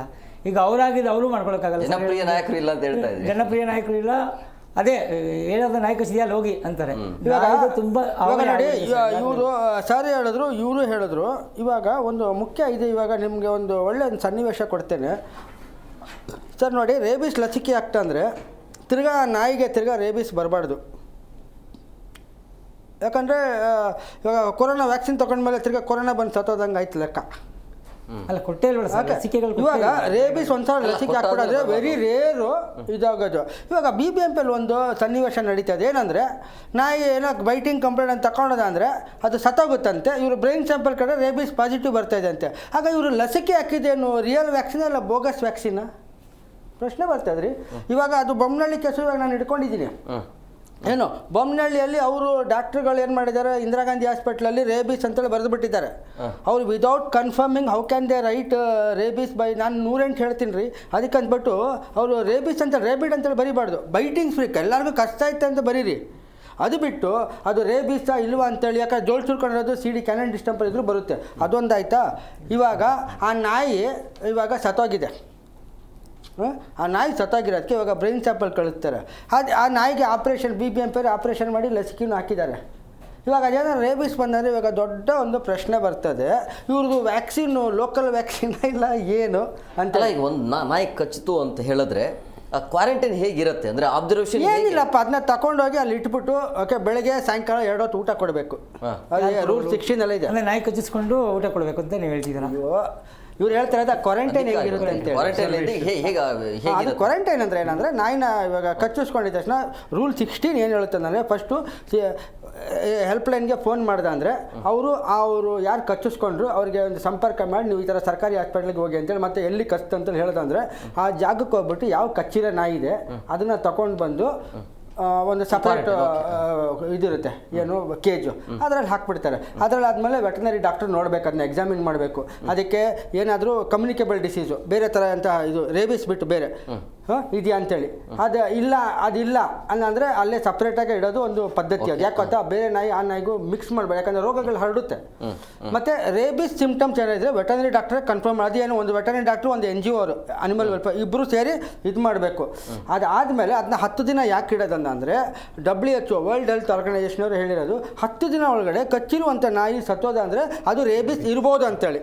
ನಮಗೆ ಸಹ ಚಿಕ್ಕ ವಯಸ್ಸಲ್ಲಿ ಹೇಳ್ತಾರೆ ನಾಯಿ ಕಚ್ಚಿಸ್ಕೊಂಡ್ರೆ ನಾಯಿ ನೋಡ್ಕೊಳ್ಳಪ್ಪ ಅದು ಸತ್ತೋಗುತ್ತಾ ಇಲ್ವಾ ಅಂತೇಳಿ. This is the reason. ಅದು ಸತ್ತೋಗಿಲ್ಲ ಅಂದರೆ ರೂಲ್ಸ್ ಅದೇ ಸೇಮ್ ರೂಲ್ 16 ಸಬ್ ರೂಲ್ 6 ಏನು ಹೇಳುತ್ತಂದ ಅಂದರೆ ಅದೇನೋ ಫ್ಯೂರಿಯಸ್ ಇದೆ ಅಂದರೆ ಒಬ್ಬರು ಅಂದ್ಕೊಂಡಿದ್ದಾರೆ ಅದನ್ನ ನೋಡ್ಕೊಂಡಿದ್ಬಿಟ್ಟು 10 ದಿನದೊಳಗಡೆ ಸಾಯಲಿಲ್ಲ ಅಂದರೆ ಅದು ರೇಬಿಸ್ ಇಲ್ಲ ಅಂತೇಳಿ. ಓಕೆ, ರೇಬಿಸ್ ಇದ್ರೆ ಏನಾಗುತ್ತೆ ಅದು ಎಲ್ಲರಿಗೂ ಅಂತೇಳಿ ಬಾಯಿ ಆಗ್ತಾ ಹೋಗುತ್ತೆ, ಕಚ್ಚಕ್ಕೆ ಹೋಗ್ತಾ ಇರುತ್ತೆ. ಇದು ಬಂದು ಆ ಥರ ಇಲ್ಲ ಅಂತೇಳಿ ಆಮೇಲೆ ಅದನ್ನ ಬಿಡಬೇಕಾಗುತ್ತೆ ಅದೇ ಸ್ಥಳದಲ್ಲಿ, ವಾಪಸ್ ಅದೇ ಸ್ಥಳದಲ್ಲಿ ಬಿಡಬೇಕಾಗುತ್ತೆ. ಇವಾಗ ಅದನ್ನೇ ಮಾಡಿಫೈ ಮಾಡಿರ್ತಕ್ಕಂಥದ್ದು ಸುಪ್ರೀಂ ಕೋರ್ಟ್ ಅಂತಹ ನಾಯಿಗಳನ್ನು ಸಪೋಸ್ ಇವಾಗ ಶೆಲ್ಟರ್ಲೇ ಬಿಡಬೇಕು. ಮತ್ತೆ ಅದೇ ಇದು ಮುಂಚೆ ಮೇನಕಾ ಗಾಂಧಿಯವರಿದ್ದಾಗ ಅವರ ಪೆಟಿಷನಲ್ಲಿ ಸುಪ್ರೀಂ ಕೋರ್ಟ್ ಹೇಳಿತ್ತು ABC ಪ್ರೋಗ್ರಾಮ್ ಮಾಡಿ ಮತ್ತೆ ಅಲ್ಲೇ ಬಿಡಬೇಕು ಅಂತಕ್ಕಂಥದ್ದು. ಶೆಲ್ಟರ್ಸ್ನ ಬಗ್ಗೆ ಮಾತಾಡಿರಲಿಲ್ಲ ಅವರು, ಶೆಲ್ಟರ್ಸ್ ಅವಶ್ಯಕತೆ ಇಲ್ಲ ಅಂತ ಹೇಳಿದ್ರೆ ಈಗ ಮೊನ್ನೆ ಬಂದಂಥ ಡಿವಿಷನ್ ಬೆಂಚ್ನಲ್ಲಿ ಡಬಲ್ ಬೆಂಚ್ನಲ್ಲಿ ಅವರು ಶೆಲ್ಟರ್ಸ್ನ ಕಡ್ಡಾಯ ಮಾಡಿದರು ಎಲ್ಲ ನಾಯಿಗಳಿಗೂ. 3 ಜನದ ನ್ಯಾಯಮೂರ್ತಿಗಳ ಬೆಂಚ್ ಹೇಳಿರ್ತಕ್ಕಂಥದ್ದು ನೀವು ಶೆಲ್ಟರ್ಗಳನ್ನು ಮಾಡಿದರೆ ಎಲ್ಲ ನಾಯಿಗಳನ್ನು ಹಾಕ್ತಕ್ಕಂಥ ಅವಶ್ಯಕತೆ ಇಲ್ಲ, ಅವುಗಳು ಕೂಡ ಒಂದು ಬೀದಿನಲ್ಲಿ ಬೆಳೀಲಿಕ್ಕೆ ಅವಕ್ಕೂ ಒಂದು ಅವಕಾಶ ಕೊಡಬೇಕು. ನಾವು ಯಾವುದು ಸಿಕ್ ಅಥವಾ ಕಾಯಿಲೆ ಆಗಿದೆ ಫೆರೋಷಿಯಸ್ ಅಂದರೆ ಕಚ್ಚತಕ್ಕಂಥ ಸ್ವಭಾವ ಇರ್ತಕ್ಕಂಥ ಅವನ್ನ ಗಮನಿಸಿ ಅಂಥವನ್ನು ನೀವು ಶೆಲ್ಟರ್ ಮಾಡಿ ಅಂತ ಈಗ ಸುಪ್ರೀಂ ಕೋರ್ಟ್ ಆದೇಶ ಆಗಿರ್ತಕ್ಕಂಥದ್ದು. ಅದಕ್ಕೆ ಯಾರು ರೆಸ್ಪಾಂಡೆಂಟ್ಸ್ ಯಾರು ಕೆಲವು ಪ್ರಾಣಿ ಪ್ರಿಯರು ಮತ್ತು ಕೆಲವು ಸಂಘಟನೆಗಳಿತ್ತು ಅವರು ಕೂಡ ಒಪ್ಪಿದ್ದಾರೆ. ಈಗ ನಾವು that judgement has become absolute. ನಾವು ಇವಾಗ ಅಂದರೆ ಎಲ್ಲ ನಾಯಿಗಳನ್ನು ಇಡಬಾರ್ದು, ಆದರೆ ಫೆರೋಷಿಯಸ್ ಈ ಥರದ ಕಚ್ಚಿರ್ತಕ್ಕಂಥ ನಾಯಿಗಳನ್ನು ಇದನ್ನು ಅಬ್ಸರ್ವೇಷನ್ಗೆ ಇಡ್ತಕ್ಕಂಥದ್ದು ಮಾಡಿರ್ತಕ್ಕಂಥದ್ದು. ಆದರೆ ತಾವು ಹೇಳಿದ್ರಿ ಅಬ್ಸರ್ವೇಷನ್ ಅದು ಸರ್ ನೋಡಿ ಅದು ಕಾನೂನಿಗೆ ಕ್ಲಾಶ್ ಆಗ್ತದೆ. ಯಾಕಂದರೆ ರೂಲ್ 16 ಸಬ್ ರೂಲ್ 6 ನೋಡಿದೆ ಅಂದರೆ if it is not rabid okay or is furious in nature. Furious ಅಂದರೆ ಒಂಥರ ಕೋಪ ಇದು. ಅದು 10 ದಿನ ಮಾತ್ರ ಅಬ್ಸರ್ವೇಷನ್ ಇಡಬೇಕಂತೇಳಿ ಇರೋದು ಕಾನೂನಲ್ಲಿ. ಇವಾಗ ಅದು ನಾವು ಅಬ್ಜೆಕ್ಷನ್ನು ಇವಾಗ ಸುಪ್ರೀಂ ಕೋರ್ಟ್ ಗಮನ ತರ್ತಾ ಇದ್ದೀವಿ. ಓಕೆ, ಒಂದು ಸುಪ್ರೀಂ ಕೋರ್ಟ್ ಜಡ್ಜಸ್ ಅಲ್ಲ, he should give judgment within the legal framework. ಇಲ್ಲ, no supreme court has got ಇಲ್ಲ no supreme court overstep the jurisdiction ಯಾಕೊತ್ತಾ, ಕಾನೂನಲ್ಲಿ 10 ದಿನ ಅದನ್ನ ಇಟ್ಕೋಬೇಕಂದ್ರೆ ಅವರು 10 ದಿನ ಒಳಗಡೆ ಇದು ಮಾಡಬೇಕು. ಅದನ್ನ ಕಾನೂನು ವಿರುದ್ಧವಾಗಿ ಸುಪ್ರೀಂ ಕೋರ್ಟ್ ಡೆ ಕೆನಾಟ್ ಎಕ್ಸೀಡ್. ಇಲ್ಲ ಈಗ ಇದರಲ್ಲಿ ಒಪ್ಪಿರ್ತಕ್ಕಂಥದ್ದು ಇದು it has No, see, sir, we are challenging that particular this one. The Supreme Court first of all ಎರಡು ಇನ್ ಪರ್ಡಿವಾಲಾ ಮತ್ತು ಮಹಾಜನ್ 2 ಬಂಚ್ ಜಡ್ಜ್ ಎರಡು ಆಯ್ತು. ಇದರಲ್ಲಿ ಸಹ rule 16(6) if you clearly see clearly it is told 10 days ಅಷ್ಟೇ ಇರೋದು. 10 days ಆದ್ಮೇಲೆ ಬಿಡಬೇಕಂತಿದೆ. Okay, ನೀವು ಅದನ್ನ ಅಗ್ರೆಸಿವ್ ಇದ್ರೆ ಬಿಡಲೇಬಾರ್ದನ್ನ ಅಂದರೆ ಕಾನೂನೆಲ್ಲ ಇಲ್ವಲ್ಲ. ಜಡ್ಜು ಸಹ ನೋಡಿ ಕಾನೂನಲ್ಲಿ ಏನಿದೆ ಅದರಲ್ಲೇ ತೀರ್ಪು ಕೊಡಬೇಕು. ದೇ ಆರ್ ಎಕ್ಸೀಡಿಂಗ್ ದ ಇದು. ಅವರು ಬೇಕಾದ್ರೆ ಜುಡಿಷಿಯಲ್ ರಿವ್ಯೂ ಆಗಲಿ, ಜುಡಿಷಿಯಲ್ ರಿವ್ಯೂ ಮಾಡಿಲ್ಲ. Okay, how can ದೇಟ್ tell? ಇವಾಗ 10 ದಿನ ಒಬ್ಬರಿಗೆ ಒಂದು ಶಿಕ್ಷೆಗೆ ಇಷ್ಟೇ ಐತೆ ಅಂತ ಮಾಡಲಿಲ್ಲ. ಈಗ ನಾವು what it has become absolute because it has not been challenged. You want to challenge it, ಅದನ್ನು ಮತ್ತೆ ಲಾರ್ಜರ್ ಬೆಂಚ್ ನೀವು ಕಾನ್ಸ್ಟಿಟ್ಯೂಷನ್ ಈ ನಾಯಿಗಳು ರೋಡಿನ ಪಕ್ಕದಲ್ಲೇ ಜಾಸ್ತಿ ಇರ್ತವೆ. ಆ ರೋಡ್ನಿಂದ ಆಚೆ ಇರುವಂತ ಒಂದು ಜಾಗದಲ್ಲಿ ಕಳಿಸಿದ್ರೆ ಒಳ್ಳೇದಿರುತ್ತೆ. ಯಾಕಂದ್ರೆ ರೋಡಿನ ಪಕ್ಕದಲ್ಲೇ ಬೀದಿ ನಾಯಿಗಳ ಹಾವಳಿ ಒಂದು ದಂಡೇ ಇದೆ. ಕಾನೂನು ಇದರಲ್ಲಿ ಅಗ್ರೆಸಿವ್ಗೆ ಡೆಫಿನೇಷನ್ ಇಲ್ಲ sir. PC Act 1960. So you cannot ಏನಾಗುತ್ತೆ ನೋಡಿ, ಒಂದು ಹೇಳ್ತೀನಿ ನೋಡಿ, ಜಡ್ಜು ಸಹ ನೋಡಿ ಏನೋ ಒಂದು ಅಂತೇಳಿ ಹೇಳ್ಬಿಡ್ಬಾರ್ದು. ಕಾನೂನು ಚೌಕಟ್ಟಲ್ಲಿ ಏನಿದೆ, when it's the matter is serious, ಅದು ಕಾನೂನು ಚೌಕಟ್ಟಲ್ಲಿ ಅವ್ರು ತೀರ್ಪು ಕೊಡಬೇಕು. ಇವರು ಅಗ್ರೆಸಿವ್ ಡಾಗ್ ಅಂದ್ಬಿಟ್ಟಂದ್ರೆ what is the legal meaning of aggressive? Background ಅರ್ಥ ಮಾಡ್ಕೋಬೇಕು. ಯಾಕೆ ಸುಪ್ರೀಂ ಕೋರ್ಟ್ ಹೋಗಿದ್ದು ಅಂತಂದರೆ ಭಾಳಷ್ಟು ಮಕ್ಕಳ ಮೇಲೆ ಅಟ್ಯಾಕ್ ಆಗಿರ್ತಕ್ಕಂಥದ್ದು ಸಾವುಗಳು ರಿಪೋರ್ಟ್ ಆಯಿತು ಸರ್. ಅವರು they went to the high court, ಕೊನೆಗೆ ಸುಪ್ರೀಂ ಕೋರ್ಟ್ ಗಮನಕ್ಕೆ ತಂದರು ಈ ರೀತಿ ಆಗ್ತಾ ಇದೆ, ನೀವು ಏನು ಮೇನಕಾ ಗಾಂಧಿ ಅವರ ಕೇಸ್ನಲ್ಲಿ ಕೊಟ್ಟಿರ್ತಕ್ಕಂಥದ್ದು ಜಡ್ಜ್ಮೆಂಟನ್ನು ರಿವ್ಯೂ ಮಾಡಲೇಬೇಕು ಅಂತೇಳಿ ರಿವ್ಯೂ ಪಿಟಿಷನ್. ಇದನ್ನು ರಿವ್ಯೂ ಮಾಡಿದಾಗ 2 ಡಬಲ್ ಬೆಂಚ್ ಹೇಳ್ತು ಮಾಡಲೇಬೇಕು ಎಲ್ಲವನ್ನು ಶೆಲ್ಟರ್ ಅಂತೇಳಿ. ಕೊನೆಗೆ 3 ಬೆಂಚ್ ಜಡ್ಜ್ ಹೇಳಿರ್ತಕ್ಕಂಥದ್ದು ಎಲ್ಲವನ್ನೂ ಕಳಿಸ್ತಕ್ಕಂಥ ಅವಶ್ಯಕತೆ ಇಲ್ಲ. ಯಾವುದು ಫೆರೋಷಿಯಸ್, ಯಾವುದು ಸಿಕ್, ಏಜ್ಡ್ ಅಂಥವನ್ನ ನೀವು ಇಡಿ ಅಂತಕ್ಕಂಥದ್ದು ಒಂದು ಹೇಳಿರ್ತಕ್ಕಂಥದ್ದು. ಬಟ್ ಅದನ್ನು ಮತ್ತೆ ಫರ್ದರ್ ಯಾರೂ ಚಾಲೆಂಜ್ ಮಾಡಿಲ್ಲ, ಅದನ್ನು ಮಾಡ್ತಾನೋ ಇಲ್ಲ ಈಗ ಇರ್ತಕ್ಕಂಥದ್ದು. ಯಾಕೆ ಹಿನ್ನೆಲೆ ಅಂತಂದರೆ ಈಗಲೂ ನಮ್ಮ ಮೊನ್ನೆ ಬ್ಯಾಂಗ್ಳೂರಿನಲ್ಲಿ ಒಬ್ಬ ವೃದ್ಧರ ಸಾವಾಯಿತು, ತಾವು ನೋಡಿದ್ದೀರಾ, ಅಟ್ಯಾಕ್ ಆಗಿರ್ತಕ್ಕಂಥದ್ದು. ಕೆಲವು ಅಮಾನವೀಯವಾಗಿ ಅದನ್ನು ಕೂಡ ನಾವು human rights human life is also important. ನೀವು ಹೇಗೆ ಪ್ರಾಣಿಗಳ ಬಗ್ಗೆ ನೀವು ಅದರ ಹಕ್ಕಿನ ಬಗ್ಗೆ ಹೋರಾಡ್ತಿರೋ, ನಾವು ಮಕ್ಕಳು ಮತ್ತು ಮಕ್ಕಳ ಬಗ್ಗೆ ಇವತ್ತು ಬೀದಿಯಲ್ಲಿ ಮಕ್ಕಳು ಓಡಾಡದಂಥ ಪರಿಸ್ಥಿತಿ. ಇನ್ನೊಂದು, ನೀವು ರಾತ್ರಿ ಎಲ್ಲೋ ಟ್ರೈನಿಂದನೋ ಬಸ್ಸಿಂದನೋ ರಾತ್ರಿ 1 ಗಂಟೆ 2 ಗಂಟೆಯಲ್ಲೇ ಬರ್ತಿರೋ, ಒಬ್ಬರು ನಡ್ಕೊಂಡು ಬರಲಿಕ್ಕೆ ಸಾಧ್ಯನೇ ಇಲ್ಲ. ನಾಯಿಗಳು ಅಟ್ಯಾಕ್ ಮಾಡುತ್ತೆ ನೀವು ಎಷ್ಟೇ ಬಲಿಷ್ಠರಾಗಿದ್ದರೂ ಕೂಡ. ಹೀಗಾಗಿ ಅದು ಕೂಡ ಇಂಪಾರ್ಟೆಂಟ್. ಆದರೆ ಒಂದು ಸರ್, ಬೀದಿ ನಾಯಿಗಳನ್ನು ನಿಯಂತ್ರಣ ಮಾಡ್ತೀವಿ. ಯಾಕೆ ಬೀದಿ ನಾಯಿಗಳ ಹೆಚ್ಚಳ ಯಾಕಾಯಿತು? ಮೂಲಕ್ಕೆ ಹೋಗಿ ನಾವು ಹೇಳ್ತಕ್ಕಂಥದ್ದು, ಯಾರು ಕಾರಣರಾದವರು ಅಂಥವ್ರ ಮೇಲೆ ಕೂಡ ಪ್ರಾಸಿಕ್ಯೂಟ್ ಮಾಡಿದ್ವಿ. ಯಾಕೆ ಮಾಡ್ತಾ ಇಲ್ಲ ನೀವು? ಇದು ನಾನು ಸಾಕಿದ ಮೇಲೆ ಅದು ಸಾಯೋವರೆಗೂ ನಾನು ಸಾಕಬೇಕು, ಅದು ನನ್ನ ಜವಾಬ್ದಾರಿ. ಒಂದು ಟೈಮಲ್ಲಿ ತೊಗೊಂಡೋಗಿ ಬೀದಿಲಿ ಬಿಟ್ಟುಬಿಟ್ರೆ ಇವತ್ತು ಬೀದಿ ನಾಯಿಗಳು ಸಂಖ್ಯೆ ಜಾಸ್ತಿ ಆಗ್ತದೆ. ಆಮೇಲೆ ಈ ಬೀದಿ ತಿಂಡಿಗಳು, ಈ ಫುಡ್ ಸ್ಟ್ರೀಟ್ಗಳು ಅಂತಾಗಿದೆ ನೋಡಿ, ಅಲ್ಲಿ ಕಾನ್ಸಂಟ್ರೇಟ್ ಆಗೋಗ್ತದೆ. ಯಾಕೆಂದರೆ ಜನ ತಿಂದು ಎಸಿತಾರೆ ಅಥವಾ ಜನಗಳು ಒಂದಷ್ಟು ಹಾಕ್ತಾರೆ. ಹೀಗಾಗಿ ಎಲ್ಲ ಒಂದು ಕಡೆ ಏನಾಗ್ತದೆ, ಈ ನಾಯಿಗಳು ಎಲ್ಲ ಒಗ್ಗೂಡಿ 15-20 ನಾಯಿಗಳು ಒಂದೊಂದು ಕಡೆ ಇರತಕ್ಕಂಥದ್ದು ನಾವು ನೋಡಿ ಸರ್. ಅದನ್ನು ನೋಡಿ, ಆಹಾರದು ನೋಡಿ, ಇವಾಗ ಸುಪ್ರೀಂ ಕೋರ್ಟು ಆಹಾರ ಹಾಕೋದಂತ ಇದು ಮಾಡಿದಲ್ಲ ನೋಡಿ, it is just A provisional decision. ಒಂದು ಕಡೆ ಆಹಾರ ಅಂತ ಬಂದಾಗ 3 times ಹಾಕ್ಬೇಕಾ ಹೇಗೆ ಸರ್? ಎಷ್ಟೊತ್ತಾದ್ರೂ ಹಾಕ್ಕೊಳ್ಳಿ ಸರ್, ಅದಕ್ಕೇನು ಅಲ್ಲ. ಟೆಂಡರ್ ಇದೆಯಲ್ಲ, ಅದಕ್ಕೆ ಹೇಳ್ತಾ ಇರೋದು. ಟೆಂಡರ್ ಕರೆದಿದ್ದಾರಲ್ಲ, ಅಲ್ಲ ಗೊತ್ತಿಲ್ಲ ಅದು ಹೇಗಂತೇಳಿ ನೋಡಿ. ಪ್ರಕೃತಿಯಲ್ಲಿ ಆಹಾರ ಹಾಕ್ಬಿಟ್ಟ ಅಂದರೆ ಅದು ನಾಯಿ ತಿಂದ ಮೇಲೆ ಕಾಗೆ ಬಂದು ತಿನ್ನುತ್ತೆ, ಅಳಿಲು ತಿನ್ನುತ್ತೆ, ಕೊನೆಗೆ 20 ಗಂಟೆ ತಿನ್ನುತ್ತೆ. ಇವಾಗ ಸುಮಾರು ಕಡೆ ಏನಾಗಿದೆ, ಇದು ಬೊಮ್ಮನಹಳ್ಳಿಯಲ್ಲೂ ಒಂದು ಇಶ್ಯೂ ಇದಾಗಿದೆ. ಇದು ಅಲ್ಲೇನೋ ಗಲಾಟೆ ಆಗ್ಬಿಟ್ಟು ನಾಯಿಗೆ ನಾವೇ ಹಾಕ್ತೀವಿ, ಇನ್ನೊಬ್ಬರು ಬೇರೆಯವ್ರು ಬಂದು ಹಾಕ್ಬಾರ್ದು ಅಂತೇಳೋ ಕಂಪ್ಲೇಂಟಲ್ಲಿ ಆಗಿತ್ತು. ಓಕೆ, ಅಲ್ಲಿರೋರೇ ನಮಗೆ ಸಂಪರ್ಕ ಮಾಡಿದರು, ಪ್ರತಿಮಾ ಅಂತೇಳಲ್ಲ.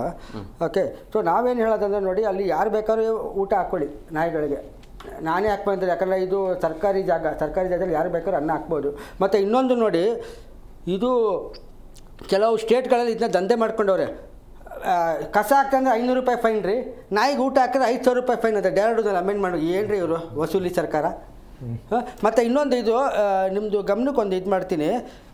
ಇದರಲ್ಲಿ ಸುಪ್ರೀಂ ಕೋರ್ಟಲ್ಲೇ 2022ರಲ್ಲಿ ಸಿವಿಲ್ ಅಪೀಲಲ್ಲಿ ಏನು ಹೇಳಿದೆ ಗೊತ್ತಾ? ಓಕೆ, ನಾವು ಕೊಟ್ಟಿರುವಂಥ ಆರ್ಡ್ರು 18/11/2015 ಆ್ಯಂಡ್ ಓಕೆ 9/3/2016 ಕಂಪ್ಲೇ ಆಗಿದೆ ಡಾಗ್ ವೈದ್ಯರದೇ. ಸುಪ್ರೀಂ ಕೋರ್ಟ್ ಕೇಳಿದೆ. ಓಕೆ, ಸುಪ್ರೀಂ ಕೋರ್ಟ್ ಅವರು ಇವ್ರದ್ದು ಹಳೆ ಆದೇಶಗಳು ಲೋಕಲ್ ಅಥಾರಿಟಿ ಇಂಪ್ಲಿಮೆಂಟ್ ಮಾಡಿದ ಇಲ್ವ ಅಂತೇಳಿ ಕೇಳೋ ಬದಲು ಇವ್ರು ಯಾಕೆ ನಾಯಿಗಳನ್ನ ಇದು ಮಾಡಬೇಕು? ನಮ್ದು ಅದೇ ಇರೋದು. 2015 2016 ಇವಾಗ ಸಿವಿಲ್ ಅಪೀಲ್ 2988 ಓಕೆ. ಇದರಲ್ಲಿ ಸುಪ್ರೀಂ ಕೋರ್ಟ್ ಹೇಳಿದೆ 2022ರಲ್ಲಿ ನಾವೇನಾದ್ರು ಲೋಕಲ್ ಅಥಾರಿಟಿಗೆ ಆದೇಶ ಕೊಡಬೇಕಾ, ನಮ್ಮ ಹಿಂದಿನ ತೀರ್ಪುಗಳು ನೀವು ಮಾಡ್ಕೊಂಡಿದ್ದೀರಾ ಅಂತೇಳಿ. ಇದು ಸುಪ್ರೀಂ ಕೋರ್ಟ್ ಏನೂ ಕೇಳಲೇ ಇಲ್ಲ ರೀ. ಇವಾಗ ಹೊಸದಾಗಿ ಇದು ಮಾಡ್ತಾಯಿದೆ. ನಾವು ಅದೇ ಇವಾಗ ಕೋಪ ಇರೋದು, ಹಳೆ ಆಡಳಿತ ಅಧಿಕಾರಿಗಳು ಕರೆಕ್ಟಾಗಿ ಮಾಡಿದಾರ ಇಲ್ವಾ? ಅರುಣ್, ಇವತ್ತು ತಾವು ನೋಡಿರ್ಬೋದು, ಕಾನೂನಿನ ಯಾವುದು ಸುಪ್ರೀಂ ಕೋರ್ಟ್ ಕಾನೂನುಗಳ ಯಾವುದೂ ಕೂಡ ಪಾಲನೆ ಆಗ್ತಾ ಇಲ್ಲ. ಅದನ್ನು ಪಾಲನೆಯಾಗಿ ನೋಡ್ತಕ್ಕಂಥ ಜವಾಬ್ದಾರಿ ನಮ್ಮ ನಾಗರಿಕರ ಮೇಲೆ ಇರ್ತಕ್ಕಂಥದ್ದು. ಅಂಥ ಸನ್ನಿವೇಶಗಳಲ್ಲಿ ಇವಾಗ ABC ಪ್ರೋಗ್ರಾಮ್ ಇಂಪ್ಲಿಮೆಂಟ್ ಆಗಿಲ್ಲ. ಬ್ಯಾಂಗ್ಳೂರು, ಬೃಹತ್ ಬ್ಯಾಂಗ್ಳೂರು ನಮ್ಮ ನಗರ ಪಾಲಿಕೆಯಲ್ಲಿ ಇದರ ಹೆಸರಲ್ಲಿ ಲೂಟಿ ಮಾಡ್ತಾ ಇದ್ದಾರೆ. ABC program